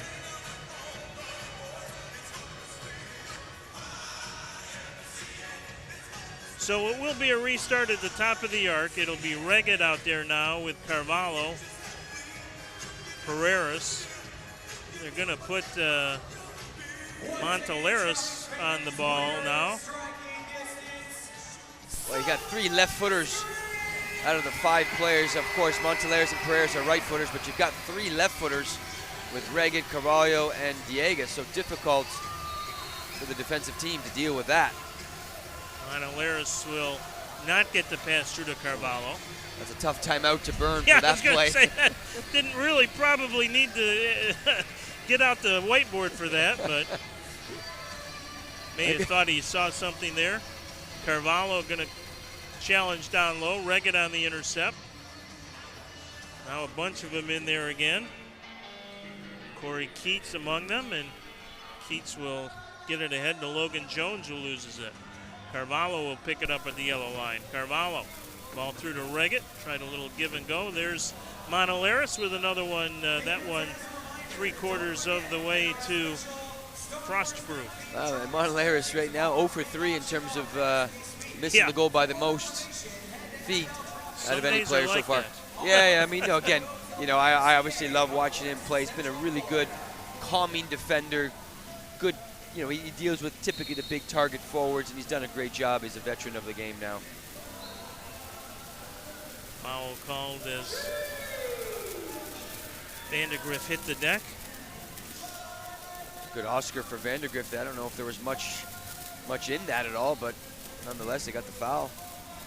So that goal by Lund, by the way, interrupts a streak of 5 unanswered by the Tropics after it was 2-2 at one point. Oh, nice beautiful little give and go try there in front with Diegas and Pereiras. Yeah, they're just on the same play. That's just inches for another tap in from Diegas, but Danny Waltman really reads that game, the ball off the boards really well there. How pretty would that have been? As we said, these two, they've played together so long that they literally, they just know where each other is going to be on the floor without really looking. There's just a silent communication between the two that Victor knows where Ricardo's going to be most of the time and vice versa. Or Ricardo knows where Victor expects him to be is maybe the better way to put him. And those two through the years have just combined on some beautiful, beautiful goals. And they just missed on another. Tough call. That's another tough call from Sandoval. I don't think there was much in that one as well. Dantas rolling him inside. Nonetheless, it is a difficult situation right now for Tacoma Stars. They're being down 4, 9:52 left. They've got to get something going here before this third quarter ends. Still a ton of time to go. Here's the ball sent across the floor. Pereiras with a good block. Yeah, it's something that he's elevated in the last couple of years, just becoming a better defensive-minded midfield player. Yeah, it's just been fun to watch him emerge from Ricardo's shadow. Not that Victor was he was a very good player. It just, as he said, he most of the time played playmaker. It was not the goal scorer that he's become since Ricardo went away. Here's a turn by Dantas. Good play by Ruggles. Well, he loves that little outside-in turn, Dantas, and I think Ruggles, a little bit of a scouting report on him, loves to do that move. Pereira being watched by Elvis. Caceres with a shot. That one just misses far post. Beautiful bending shot from Caceres. Again, look who's in charge. He's kind of the captain quarterback at the top here. Pereira. He's got DeBray Holloman with him out there now on the left side. Holloman will get the pass from Caceres. Takes the shot. That one didn't miss by much. Bender to the far post and just above the crossbar by DeBray Holloman. Great shot from Holloman. Haven't called his name too much on the night, but wiry player. Pereira with it, leaves it off for Souza. Shot, good block in there by Kyle Williams. Coming on strong. We just talked about it. Only down 4. Tacoma really dictating the tempo in this specific shift. Yeah, this has been a great shift for Pereira and crew. Pereira going to stay out there even though he's been out there for a couple minutes. Here's Souza with it, and he's taken down. Saw that block by Kyle Williams a minute ago. He has been, he hasn't filled up the offensive stat sheet like maybe we thought he could. He was the second leading scorer a couple of years ago in Kansas City, but it does not mean he hasn't been an important member of this roster. He is, I think, played under the radar for the Tropics this season, and a lot of that is another block there off the shot by Pereira. A lot of it has been at that end of the field, which is not something necessarily that you might have expected from Williams, at least as much as we've seen, but all part of the Clay Roberts mantra of defense first and trying to. Yeah, no, I think defense first. I think you call them the DMP type players, defensive-minded players. And Kyle Williams, even though he can score goals and assists, he's just been a really good defensive-minded player. And again, ultimately, that's what's going to win you championships. Everyone's got to buy into 5 guys behind the ball. Everyone's got to be a defensive-minded player. And I think right now, the vast majority, if not all, the Tropics players are those types of players. Yeah, no question, and that will be ultimately probably the telltale is Ruggles and Alessandro Canali come together outside the Tropics box, no whistle. Yeah, you got to be comfortable defending for long periods of time, especially when you get into the bigger games where you've got teams that really like to possess for long periods of time. I'm thinking of the Ontarios of the world, San Diego Soccers. They really can possess the ball for long periods of time, and you have to be okay with that. Yeah, and San Diego for sure, and they play a lot of, by indoor soccer standards, low-scoring games, so you got to be patient, can't be frustrated. Here's Lund again, off the boards in front. And that one is sent out of play. Intended target was Adam West, who took a tumble, but it will be a corner kick here for the Tropics, or rather for the Stars. Yeah, the Stars need something here on a set piece, but it looks like a timeout because I think their head coach is realizing that this is a big opportunity for us on a corner, down 4 only with 7 minutes to go in the third quarter. Officials timeout on the floor. It is the Florida Tropics 7, the Tacoma Stars 3. Back with the conclusion of the third quarter in just a moment on MASL TV. We are the Bond Clinic. We are your medical services. Comprehensive, personalized, state-of-the-art healthcare designed to serve you and your family. We are community. For over 70 years, the Bond Clinic physicians and our team of specialists deliver expert treatments and outstanding care. With over 90 providers, from pediatrics to diabetic care, lab services to sports medicine, we put your health first. Healthcare excellence in our community. The Bond Clinic. We believe everyone can compete in the arena. Make the play,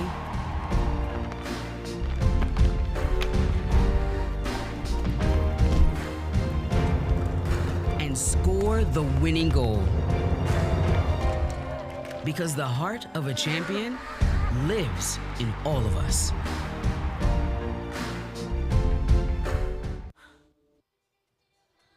Ricardo Dieguez, the star of the game so far for the Tropics in his return home. He's got 4 points on a goal and 3 assists. Drew Ruggles with 2. Breno Oliveria with 2 goals as well. And the Tropics have done a pretty good job keeping Nick Pereira in check. He does have a couple of assists, but Nick has not scored here so far this afternoon. 7-3 is where we are at midway through the third quarter, but a corner kick opportunity coming up here for the Stars. See if they come up with something a little more imaginative than the Tropics did on their timeout before their last restart. Hey, sometimes simple is better. I mean, you can get a little too cute and a little too elaborate. And again, I like movement, but again, it's just really a simple pass. Movement creates some space for a simple pass and shoot. But this is big for the Tacoma Stars. Caceres, 2-touch, top of the arc. There's a shot, and that goes well out of play off the foot of Adam West. Well, and a good slide block, too. Again, Rico, that's what you need from your midfielders, guys that aren't afraid to get down on the ground, on the turf, and use their body as a shield. So it'll be a corner kick this time to the left of Petracek. Shot from a very tough angle there by Pereira. And now we've got a blue card out as... Was it Rico that made the contact there? It was Rico. You know, that's again a tough blue card to give up. It looks like, I don't know if it's Dantas on the, it looks like Dantas holding his ankle.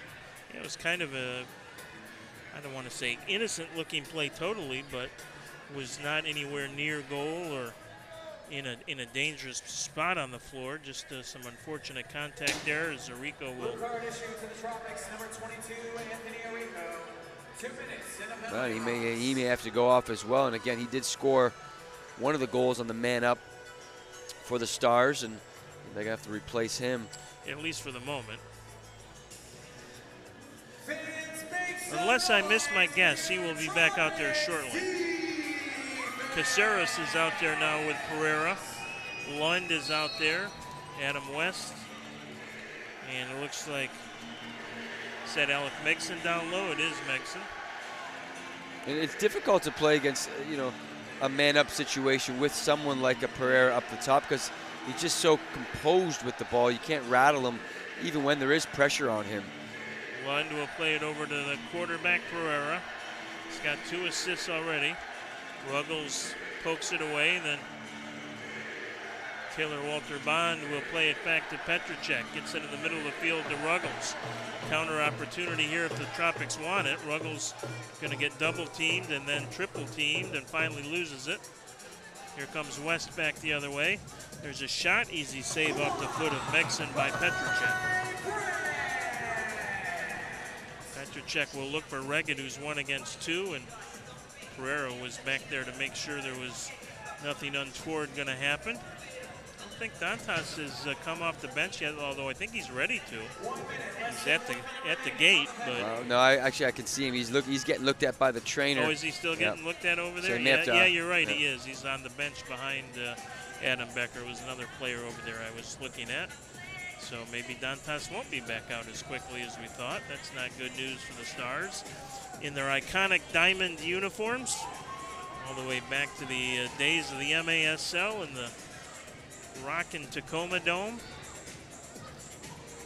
Ball through, Megson was the intended target, but Petracek was there to break that up. Now big opportunity. Away by West again. Reggett's doing a great job getting back. That's fantastic defensive work from Zach Reggett. And again, we talk about that. Defensive-minded player, Zach Reggett makes a 30-yard sprint to create a 3v3 instead of a 3v2. Nice play and a push ahead to Reggett. Let's see if he's rewarded. Reggett has some trouble with it, though, unfortunately for Zach, and then he's pushed down by Lund, and so... Wow, that's a sequence for Reggett all the way back on defense, and all of a sudden he's almost got an opportunity to score. Probably wanted to shoot that a little earlier or at least take his forward touch. but I think probably lost his legs. Power play is over. Anthony Arico is out of the box, so Tacoma 1 for 2, Noah, on the power play, and Florida will get a restart from about 35 feet out. Monolaris didn't miss it much. There's a rebound, goal! I don't know if that was a set piece or if that was a mishit, but I'm thinking Montelaris is going to say that was a set piece, and it probably was intentional the way he was celebrating. Literally just hits the ball off the inside boards, and Carvalho just falls up. They'll tell you it was a set piece, but I don't think it was. But Carvalho was wide open. I mean, nobody from Tacoma picked him up at all. Let's say we'll give credit to Clay Roberts for that set piece. There it is again, and I mean, yeah, it might have been, because Carvalho, the way he was looping in there, he did not take a direct line to the goal. So yeah, you know what? That might have been a set piece. Well, credit to them. Yeah, great stuff. Yeah, I think it was. Here's Sandoval with a turnover. Sandoval pushing in, hits it behind the 2 Tropics players that were in deep, but Carvalho picks it up. Yeah, looking at that replay, I think it absolutely was a set piece. So, as we said, sometimes simplicity is the best, and sometimes a little, I don't know if that's trickery, but using the boards in indoor soccer, the Tropics do it as well as anybody in the league. And well, that comes from, again, it comes from experience. Pereira's just misses on the far post. He's trying to extend a goal-scoring streak to 12 games, or to 13. He's got 12. Turnover again, through to Diegas. Now Kyle Williams back to Ricardo. Wow. Unselfish play by Kyle, and Diegas denied. Well, this game is certainly opening up into a track meet up and down. I mean, again, a lot of chances for the Tropics. A couple good saves from Danny Waltman. Close calls. But Kyle Williams, very unselfish player. We just talked about him in the offensive third, where he's not getting as many goals as he's probably used to, but he's doing a great job at finding the right person, making the right play. Pereira going to be watched by Sandoval. Nice little back heel to Holloman. Good defensive play there by Diegas, but then the whistle and the foul. Yeah, it's nice to say good play by Diegas defensively, Reggett defensively, Williams. Yeah, I mean, to give up 3 goals right now only, again, I think the goal always for any indoor team is 4 or less. And right now they're on par for that. Speaking of that, it may jinx the Tropics, but I think they've done a great job blocking shots, 5 guys behind the ball. Petrocek's had to come up with a couple of big saves, but by and large, he's been fairly quiet. Caceres gets it down low to Canale. No handball called. Tacoma thought there should have been one. Sandoval trying to clear the zone. Pereira will instead get it, and now what do we got going on?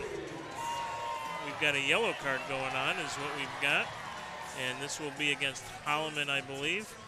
Yeah, probably. Just too much talking back to the referee. Wanting the handball. Right. Didn't get it, and now he cost himself 5 minutes in the box.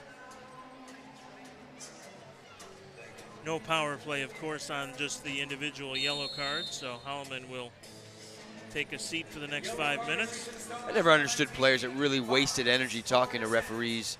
It's not like they're going to change their mind after they make the initial call. Not likely. Not likely at all.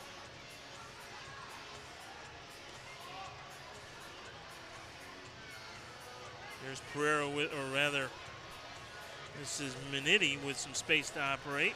Petrocek comes out, still loose in the box. Taylor Walter Bond knocks it away. It's a great save from Petrocek coming off of his line, Brett's closing played the angle. pretty well here this afternoon. As you said, Rainer House played very well in St. Louis on Sunday. Was the second star of the game, and Petrocek playing well here this afternoon. The Tropics pretty much, the plan sounds like, at least going forward, will be to alternate goaltenders between Brett and Rainer House, who is expected to get the start out in Ontario on Wednesday. And I think we'll probably see something similar to that most of the rest of the way. And Clay Roberts will then, I think, pick one, whoever he thinks is playing the best come playoff time to carry the load in goal without Hugo Silva available. Here's Pereira with it. Pereira with that shot. Petrocek doing a good job protecting the short side there. I have to say the Tropics have done a good job on Pereira, knowing that he is a right-footed player, but he likes to roll the ball, fake the shot, push it again. They've done a good job collectively on him tonight. I know he has 2 assists, but he hasn't found the back of the net yet.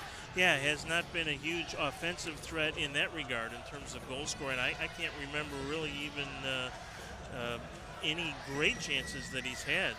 Well, that's great collective defending as a unit. It's difficult to defend him 1v1. You have to corral, and I think the Tropics have done a great job doing that. Again, Tacoma will possess here as Oliveria chases down Caceres. Now ahead to Pereira. Back to Caceres in front of the Tacoma bench. Adam West will pick it up on the near boards here. Miss the old Tacoma Dome. Still believe that they hold the all-time record for largest crowd of any indoor soccer game in this history. Here comes Waltman back the other way. Wow. Waltman says, why not? And he's taken down. They say play on. And Reggett is not going to be able to catch up to that loose ball as Corey Keats allows Waltman to get back in goal. I think Ruggles just needed to shoot the ball, and he had a wide open, almost like a 6 attacker. Really just chip it into the empty net. I think he's probably wishing he had that one back. Danny Waltman going a little Slobo Ilyashevsky there. Kind of like to see that a little bit. The crowd was excited. Saw Hugo Silva do that a couple of years ago, which was really out of character for Hugo, and he scored. Well, you can't defend it. You got a keeper that goes on a jailbreak, and he's like, okay, well, what do you do to defend this? It was fun, and Danny's just that kind of guy. He's. I think he tried to do a little bit too much, tried a little chop, some sort of move, and it's not in his DNA there. He doesn't have that in his toolbox. But inject a little energy into a game and a little excitement. Offense that's been a little stagnant. Just 1 goal since they tied it up there. Well, good news. The big man's back in, Dantas. Yeah. Could have used him on the power play, but he was still getting some medical attention as Carvalho couldn't quite catch, or rather Oliveria couldn't quite catch up to that one. Long ball down for Pereira, and he's not able to corral it at the buzzer. So a good quarter here for the Tropics. They led it by 4 at halftime. They have stretched it to 5 heading into the final 15 minutes. We'll have it for you in just a moment. It is the Florida Tropics 8 and the Tacoma Stars 3 on MASL TV.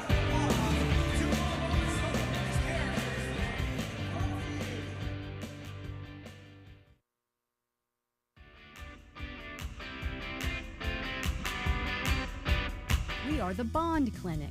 We are your medical services. Comprehensive, personalized, state-of-the-art healthcare designed to serve you and your family. We are community. For over 70 years, the Bond Clinic physicians and our team of specialists deliver expert treatments and outstanding care. With over 90 providers, from pediatrics to diabetic care, lab services to sports medicine, we put your health first. Healthcare excellence in our community. The Bond Clinic. We believe everyone can compete in the arena. Make the play.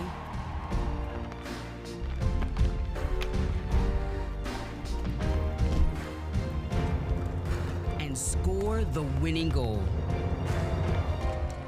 Because the heart of a champion lives in all of us.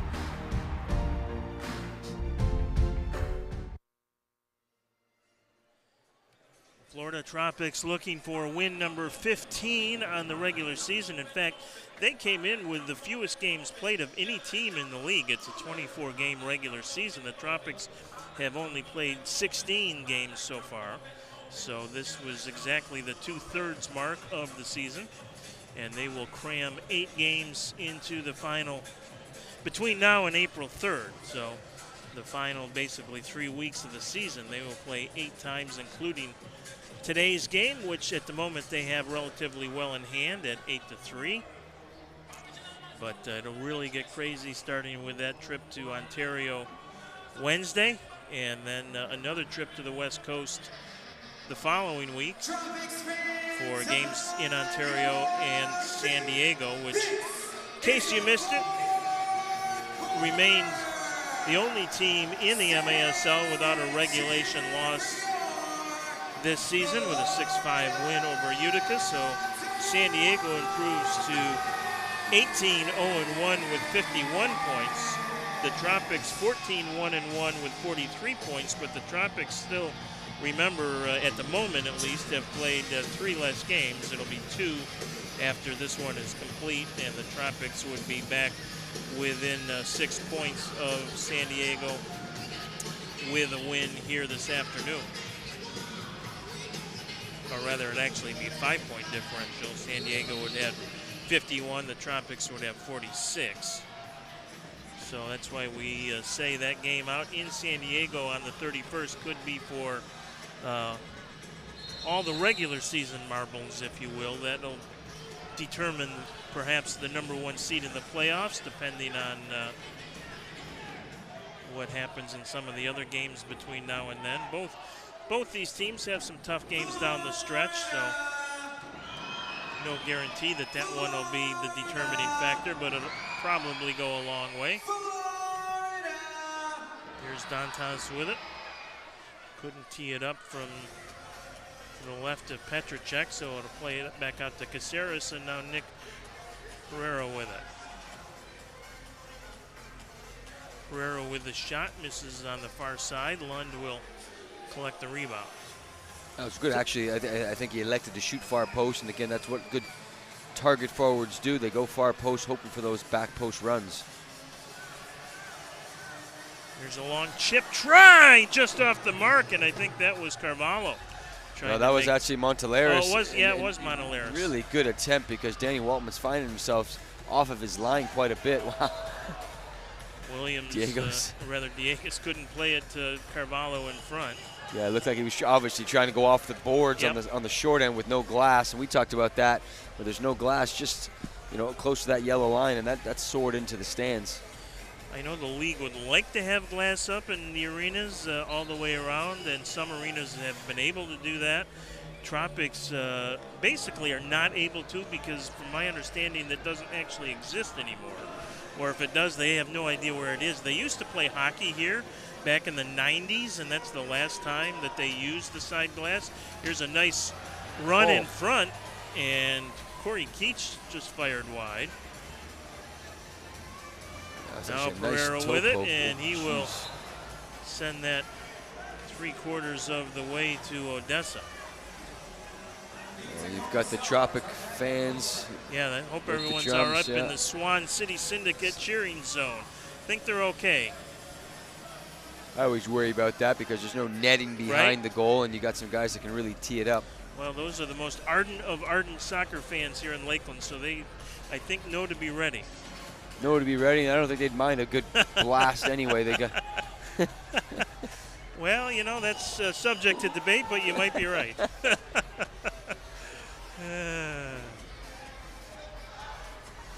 Petracek will play the ball back. And to the point of Brett Petracek having some big saves and playing well this afternoon, through 3/4, Tacoma actually outshooting the Tropics, 23-19.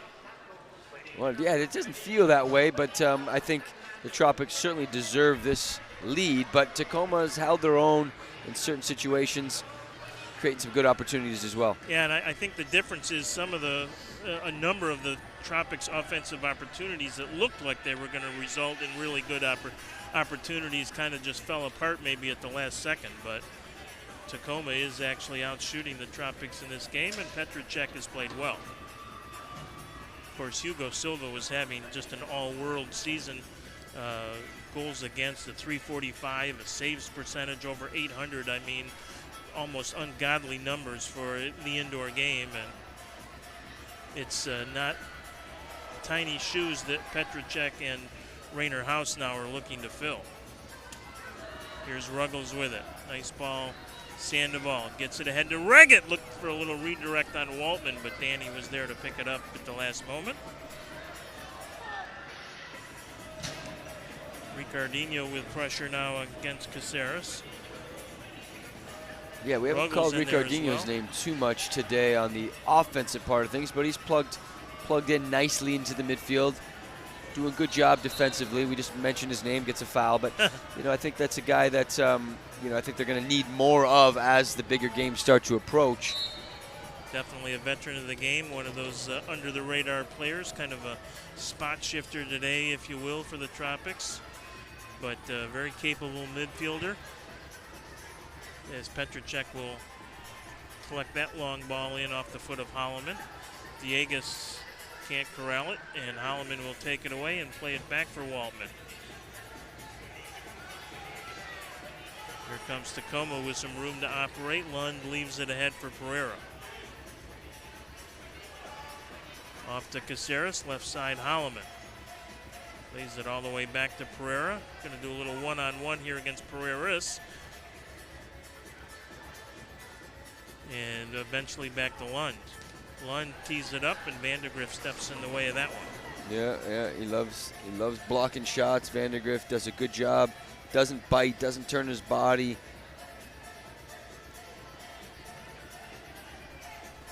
Ten and a half to play here. Tropics looking to keep pace with San Diego and remain the #2 overall seed in the league, with sights still on that #1 spot. Waltman going to press forward again for the second time. Going to stay on the offense. Shot, good save by Petracek, short side. Off the boards, tried to hit Villegas with it, couldn't do it. Picked out of there by Canali. Left side to Pereira. Pereira trying to create some space for him. Again, good defense that time by Sandoval. And actually it was Sandoval on him before, not Pereiras. Yeah, doing a good job. It was Yoshio that drawing that assignment, and that is a short straw, and Yoshio's performed well. Well, and again, really just sinking in defensively if you're a Tropics fan. 5 guys behind the ball, looking to counter when they have the opportunity, but they know they're up 5 goals right now, and they just have to minimize their mistakes to allow the Tacoma Stars back into this game.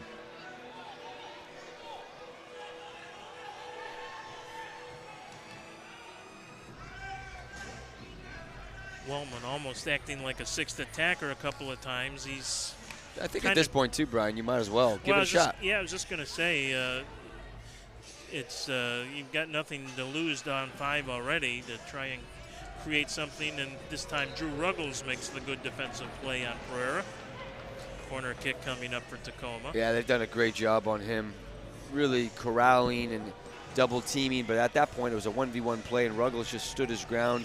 Nice block shot. Yeah, as much as he's had the ball today and as good as he is, I don't want to say he's been a non-factor, but he's not been as big a factor as you've seen sometimes. There's a shot that goes off the mark by Sousa. West collects the rebound. That's a nice pass too from Pereira, just a slip neg pass. Really savvy player. Sousa sends it across the box. Caceres picks up the loose ball. Being watched by Pereiras. Down low in there. Ruggles gets a foot in the way and clears it off the line. Good, calm, cool play there by Drew Ruggles. Been as good a game as he's had in a long time. No, Drew's been solid. Again, a really calming presence defensively. Offensively, he's the quarterback, and then every once in a while you see him making those long darting runs into the box, creating goals for himself. Yeah, and as much as we've talked about the championship mindset, and there's one pass too many perhaps by Tacoma as Corey Keats made the unselfish play there. But Keats had a pretty simple little redirect himself as he picks it up now at the center line. Yellow line right side now to Jones. Off the boards in front. Lund misses the redirect. Tacoma with as good a pressure as they've had in a while here now. And this will be a restart at the top of the arc. That was a nice shift from Keats. Busy getting himself about a couple of half chances. Now they've got a real opportunity here with 8 minutes to go, down 5. They've got to really get a goal here for me on the top of the box. Tacoma has had their moments here, but the Tropics in the end have just kind of out-talented them. Shot, and there's a goal, and that's a familiar-looking play. Pereira to Dantas, and Vinny bangs in another one. Unfortunate, because it looks like Perez was there, and I think it just took a little bit of a deflection. Petracek was going one way and ultimately went the other way. Pereira just faking the shot, slips it to his left. Just Actually, get a little bit of an awkward lunging tackle from Pereira. I think half step there late, maybe. Yeah. You either, for me, you either got to stay high or you've got to go down immediately so the keeper can see the flight of the ball. But that's a big goal for Tacoma. Only down 4 now. They've got to start thinking about 6 attacker, 8-4, plenty of time to go. Don't see any move in that direction on the Tacoma bench at the moment. Well, at this point, Danny Waltman certainly could do the job I was anyway. just going to say, right, Danny's kind of acted that way at times here in the second half, and that may be the plan going forward, to have him jump up again. Tropics don't even have a shot on goal here in the fourth quarter. Well, sometimes when you're up, it's like an outdoor soccer. You're up 2-0. It's a dangerous lead because you kind of lull yourself to sleep, and then all of a sudden the other team gets 1 goal and they're right back in it. And indoor soccer, obviously it happens so quick. You're up 5 goals. You sit back and you hope for the counterattacks. But little by little, the other team gets 1, gets another, and then everything now is a game. Yeah, game of momentum, no question. And the Tropics had it early, lost it, and then got it back in the second quarter. Went on a string in the second quarter and early in the third of 5 unanswered goals. And that really has been the difference here this afternoon. Well, 8 minutes to go, 4 goals up for the Tropics. And I think that timeout right there with Clay Roberts probably settled them down a little bit and said, listen, let's get back to what we've been doing well today, and that's pressing, that's being aggressive. Let's get that intensity back for the last 8 minutes of the game and close it up.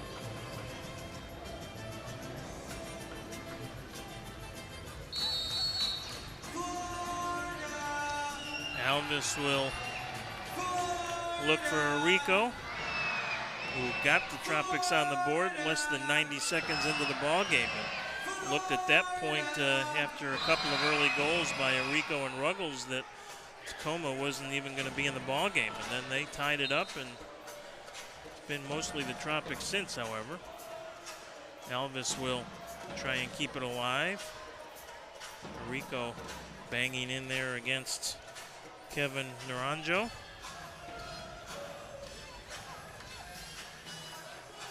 Yeah, Tacoma gets one back here in the next minute or two. Could be a potentially interesting finish. Here's a shot.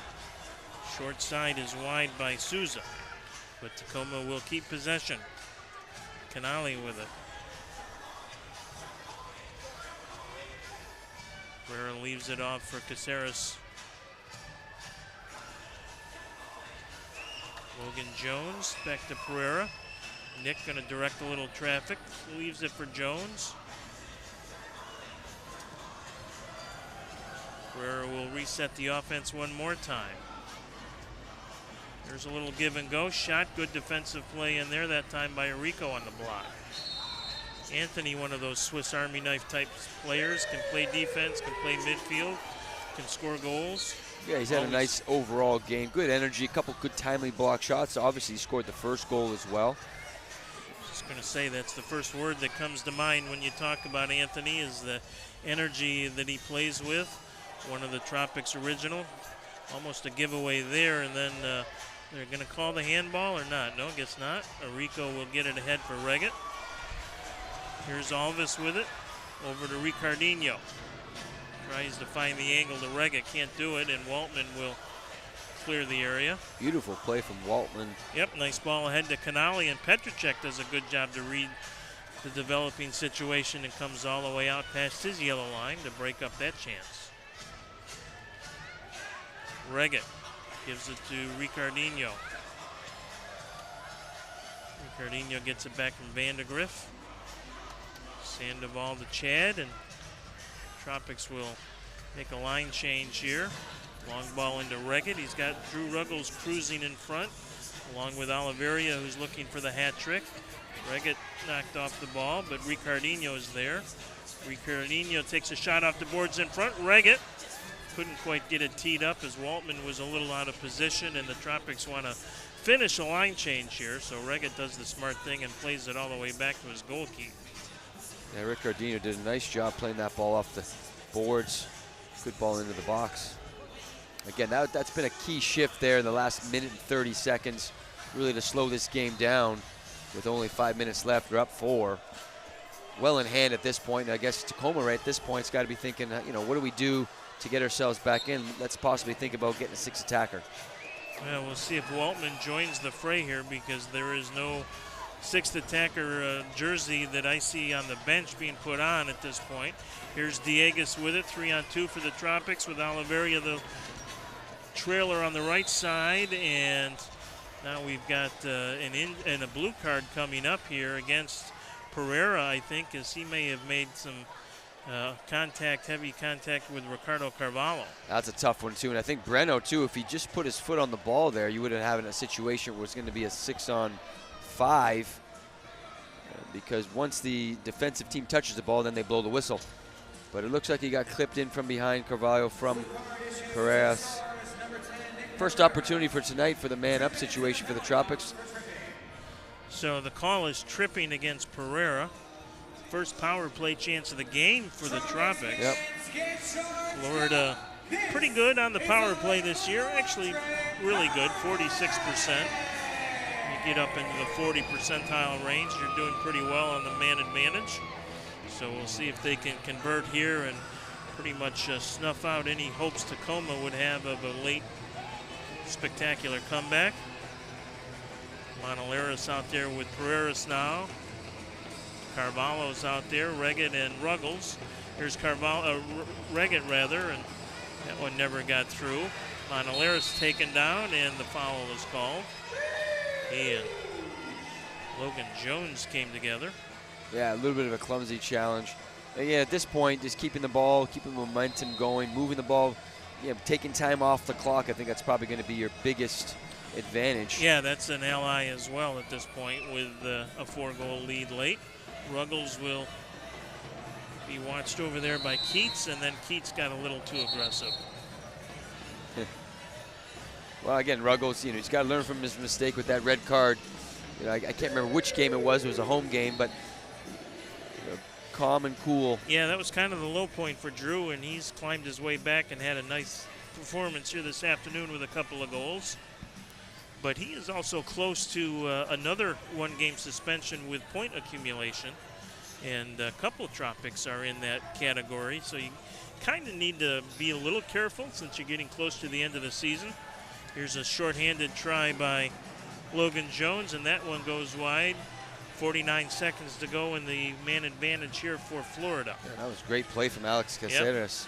Yep. Really one-man show, slipping a perfect pass to Jones.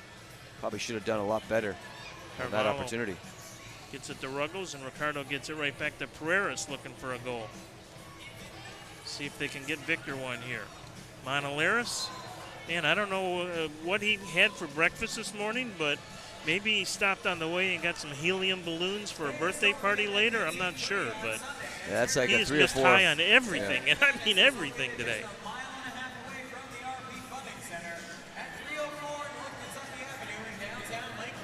So Tacoma will have 28 seconds left to kill in the penalty to Pereira. Tacoma on the penalty kill this year, 61%. So again, not bad, pretty average. Tropics at 62%, and they have given up one power play goal today. Nice move by Keats, and then he can't get the return. Holloman will bang it off the boards in front to Canale.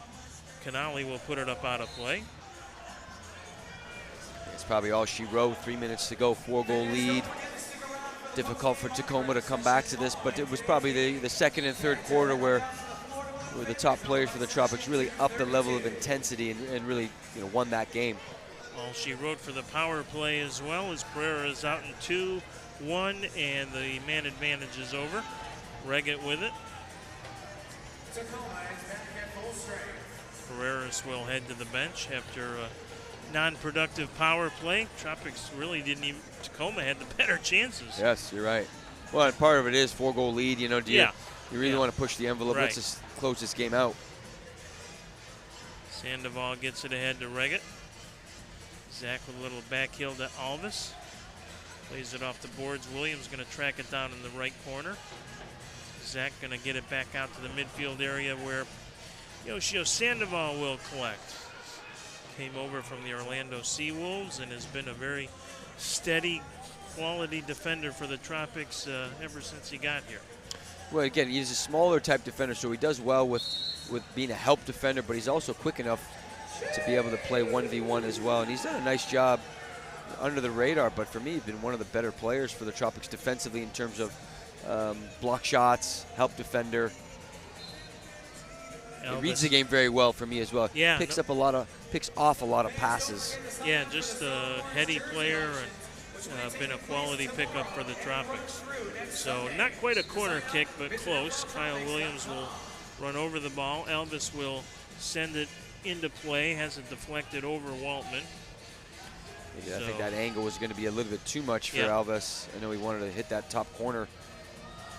Turned by Ricardo, and that'll stay in play.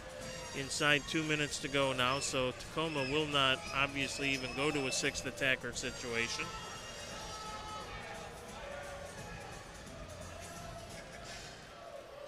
Diegas will pick it up at the midfield line.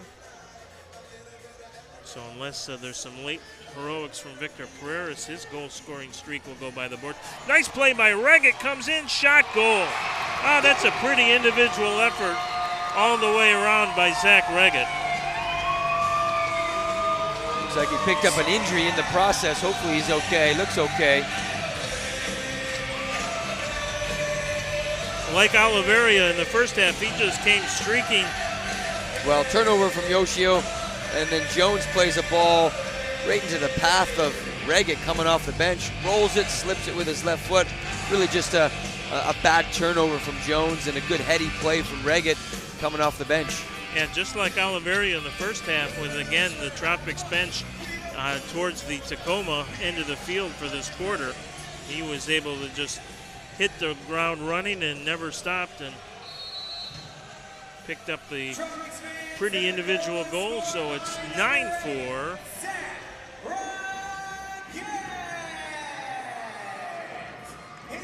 Yeah, again, Zach Reggett, for me, one of his strengths is his defensive work, and that was just shown right there. Lund is not able to complete that connection as Petracek outlets it to Drew Ruggles. Oliveria looking for a hat trick, may take it off the boards and tried to bend one to the far post. And Diego's upset that Breno didn't slip him that easy Ricardo pass. hasn't played with Breno a lot, so gonna have to know that Breno's a guy, as he said, likes to tee it up, and I don't hate it, even though I know you want to be unselfish. But here comes Dantas back the other way, and there's a good save again by Petracek off Caceres, and Brett has played well here. Well, a lot of missed chances from the Tacoma Stars. They've had some nice chances in and around some dangerous areas, but just not clinical enough on the night. And Petracek was at his best a couple of years ago when he and Hugo played off each other and kind of alternated. Hugo played about 2/3 of the time and Brett about 1/3 of the time, but that competition and that friendly rivalry, if you will, really, I think, helped Brett. And having Rainer House on the roster now and a guy that will spell Brett, so from a health standpoint, you get to be healthier. And there's a shot and a goal. Ricardinho will make it a double-digit final. 10-4, good buddy. Tropics are going to win their 15th here this afternoon. Well, Tacoma's a little bit upset that, and I don't even think that was a design play. Breno just kind of launched it off the boards. We'll look at the replay, but Ricardinho 1v1 here, plays it, and Breno just launches it off the boards. Pereira just kind of feeds Ricardinho, and what do? You might as well just hit it. But upset that they're looking to try to score, then I don't really think they even were, but it was almost just perfectly placed for him to hit that home. Yeah, Pereira still John with some of the Tropics players. Hey, play better. I don't ever apologize for that. And I don't think the Tropics should either. And as Clay Roberts noted a long time ago, goal differential is one of the differences, one of the tiebreakers that could come into play in terms of playoff seedings. And so the Tropics, look, they're not going to stop playing, then I don't criticize them for not doing that. And Tacoma shouldn't either. But Pereira still having a discussion out there with Ricardinho, but cooler heads will certainly prevail, and Nick knows the score in the game as well as anybody, so Vinny Dantas having a couple of words with Drew Ruggles as Danny Waltman and Drew embrace at the midfield circle. So all in all, a good afternoon here for the Tropics. They come out with a 10-4 win on Star Wars night. Don't forget, one more time, you can head to the Tropics Facebook page to get information on the uniform auction that will go on starting tomorrow. That will run for 1 week, and all the proceeds for raffling off the Star Wars jerseys will benefit the YMCA of West Central Florida, located here in Lakeland, and certainly they will appreciate those proceeds, so we hope you get a chance to bid on your favorite player or favorite jersey. And if you're a Star Wars fan and a soccer fan, I would say these are almost must-have.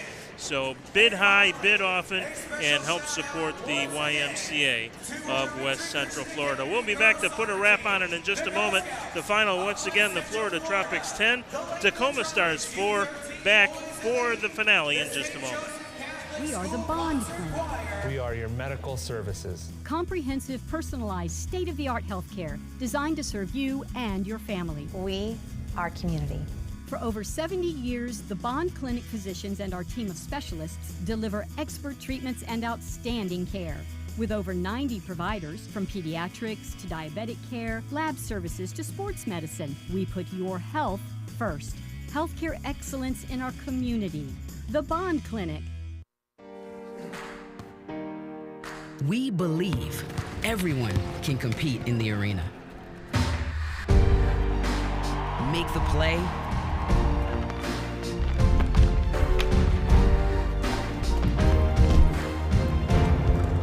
and score the winning goal. Because the heart of a champion lives in all of us.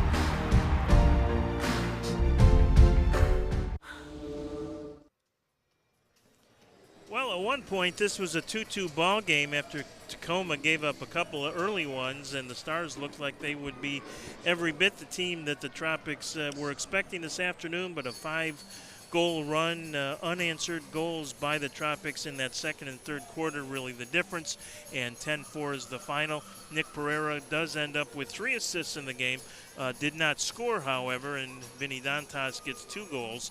So the 2 high flyers for Tacoma are the ones that are atop the score sheet for the Stars. Ricardo Diegues with a 4-point night, a goal and 3 assists. A good game for Breno Oliveira as he had 2 goals and an assist for a 3-point game, his best as a rookie for the Tropics, and a couple other players with 2 goals each, Drew Ruggles and Ricardo Carvalho on that list. So a 10-4 win. We talked, Robbie, about wanting to kind of set the tone to make this stretch run to the playoffs, and I would say in Star Wars terms, mission accomplished today.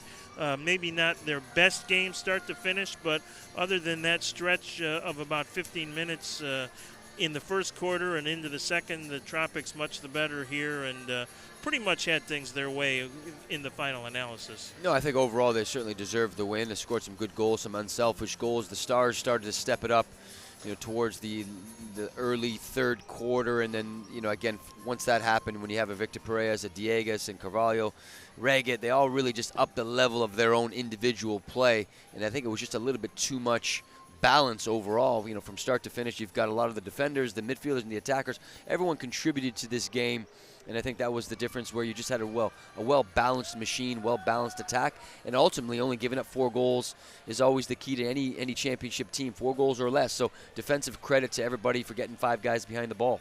Taking a look at some of the highlights as we wind down here this afternoon at the ERP Funding Center. 7-3 was as close as the Tropics would get. That was that pretty set piece. We decided it was a set piece based on the run that Ricardo made. The ball off the boards near post, and Ricardo able to bang it in. Tacoma did get one back, but they never did get any closer than 4. This was kind of a typical Tacoma goal. Pereira to Vinny Dantas, and a little bit of a redirect there. Might have banged off Lucas in front. I'm not sure. Got a piece, or Pereiras maybe, but that was it for the Tacoma Stars, and then a couple of late ones by the Tropics on some giveaways. This one, Zach Rega coming off the bench and making a pretty play. Individual effort for Zach to put one home, and the Tropics win it by a final score of 10-4. The late goal here by Ricardinho, and as I said, Tropics continuing to play to the whistle, and nothing wrong with that. A bad bounce that Pereiras back defensively couldn't handle, and Ricardinho is able to clean things up, and that's how we end it. 10-4. So the Tropics will be in Ontario Wednesday night. That is a 10 o'clock Eastern Daylight Time start, and we'll have it for you on MASL TV, of course. Tropics will be back home then a week from today to take on the Baltimore Blast, and all the Tropics games home and away on MASL TV. So if you can't get out to the RP Funding Center, we hope you check out the game online, and we would love to see you here for that game next Sunday, or the regular season finale on April 3rd, also against Baltimore. And we would really love to see you here for what will be the Tropics' first ever home playoff game. That will be coming up the second weekend in April. If I were a betting man, I would say it would be Sunday, April 10th, but that is to be determined, and we'll figure out that for sure once we get closer to that date. But we know the Tropics will have a home playoff game, and it will be some point that weekend for sure. So we hope you make plans to come out and celebrate the excitement of the first home playoff game in Tropics history, and see just how far this Tropics team can advance in the 2021-22 postseason. But lots of regular season soccer left. We hope you enjoyed the telecast today. Thanks to the guys at GT Sports, Gary, Mike, and the gang, and as always, Robbie Aristodemo for his great insights. It's been fun. The Tropics will bring the bounty home, and they do it by a final score of 10-4. We'll talk to you again next Sunday. Until then, have a great week, everybody.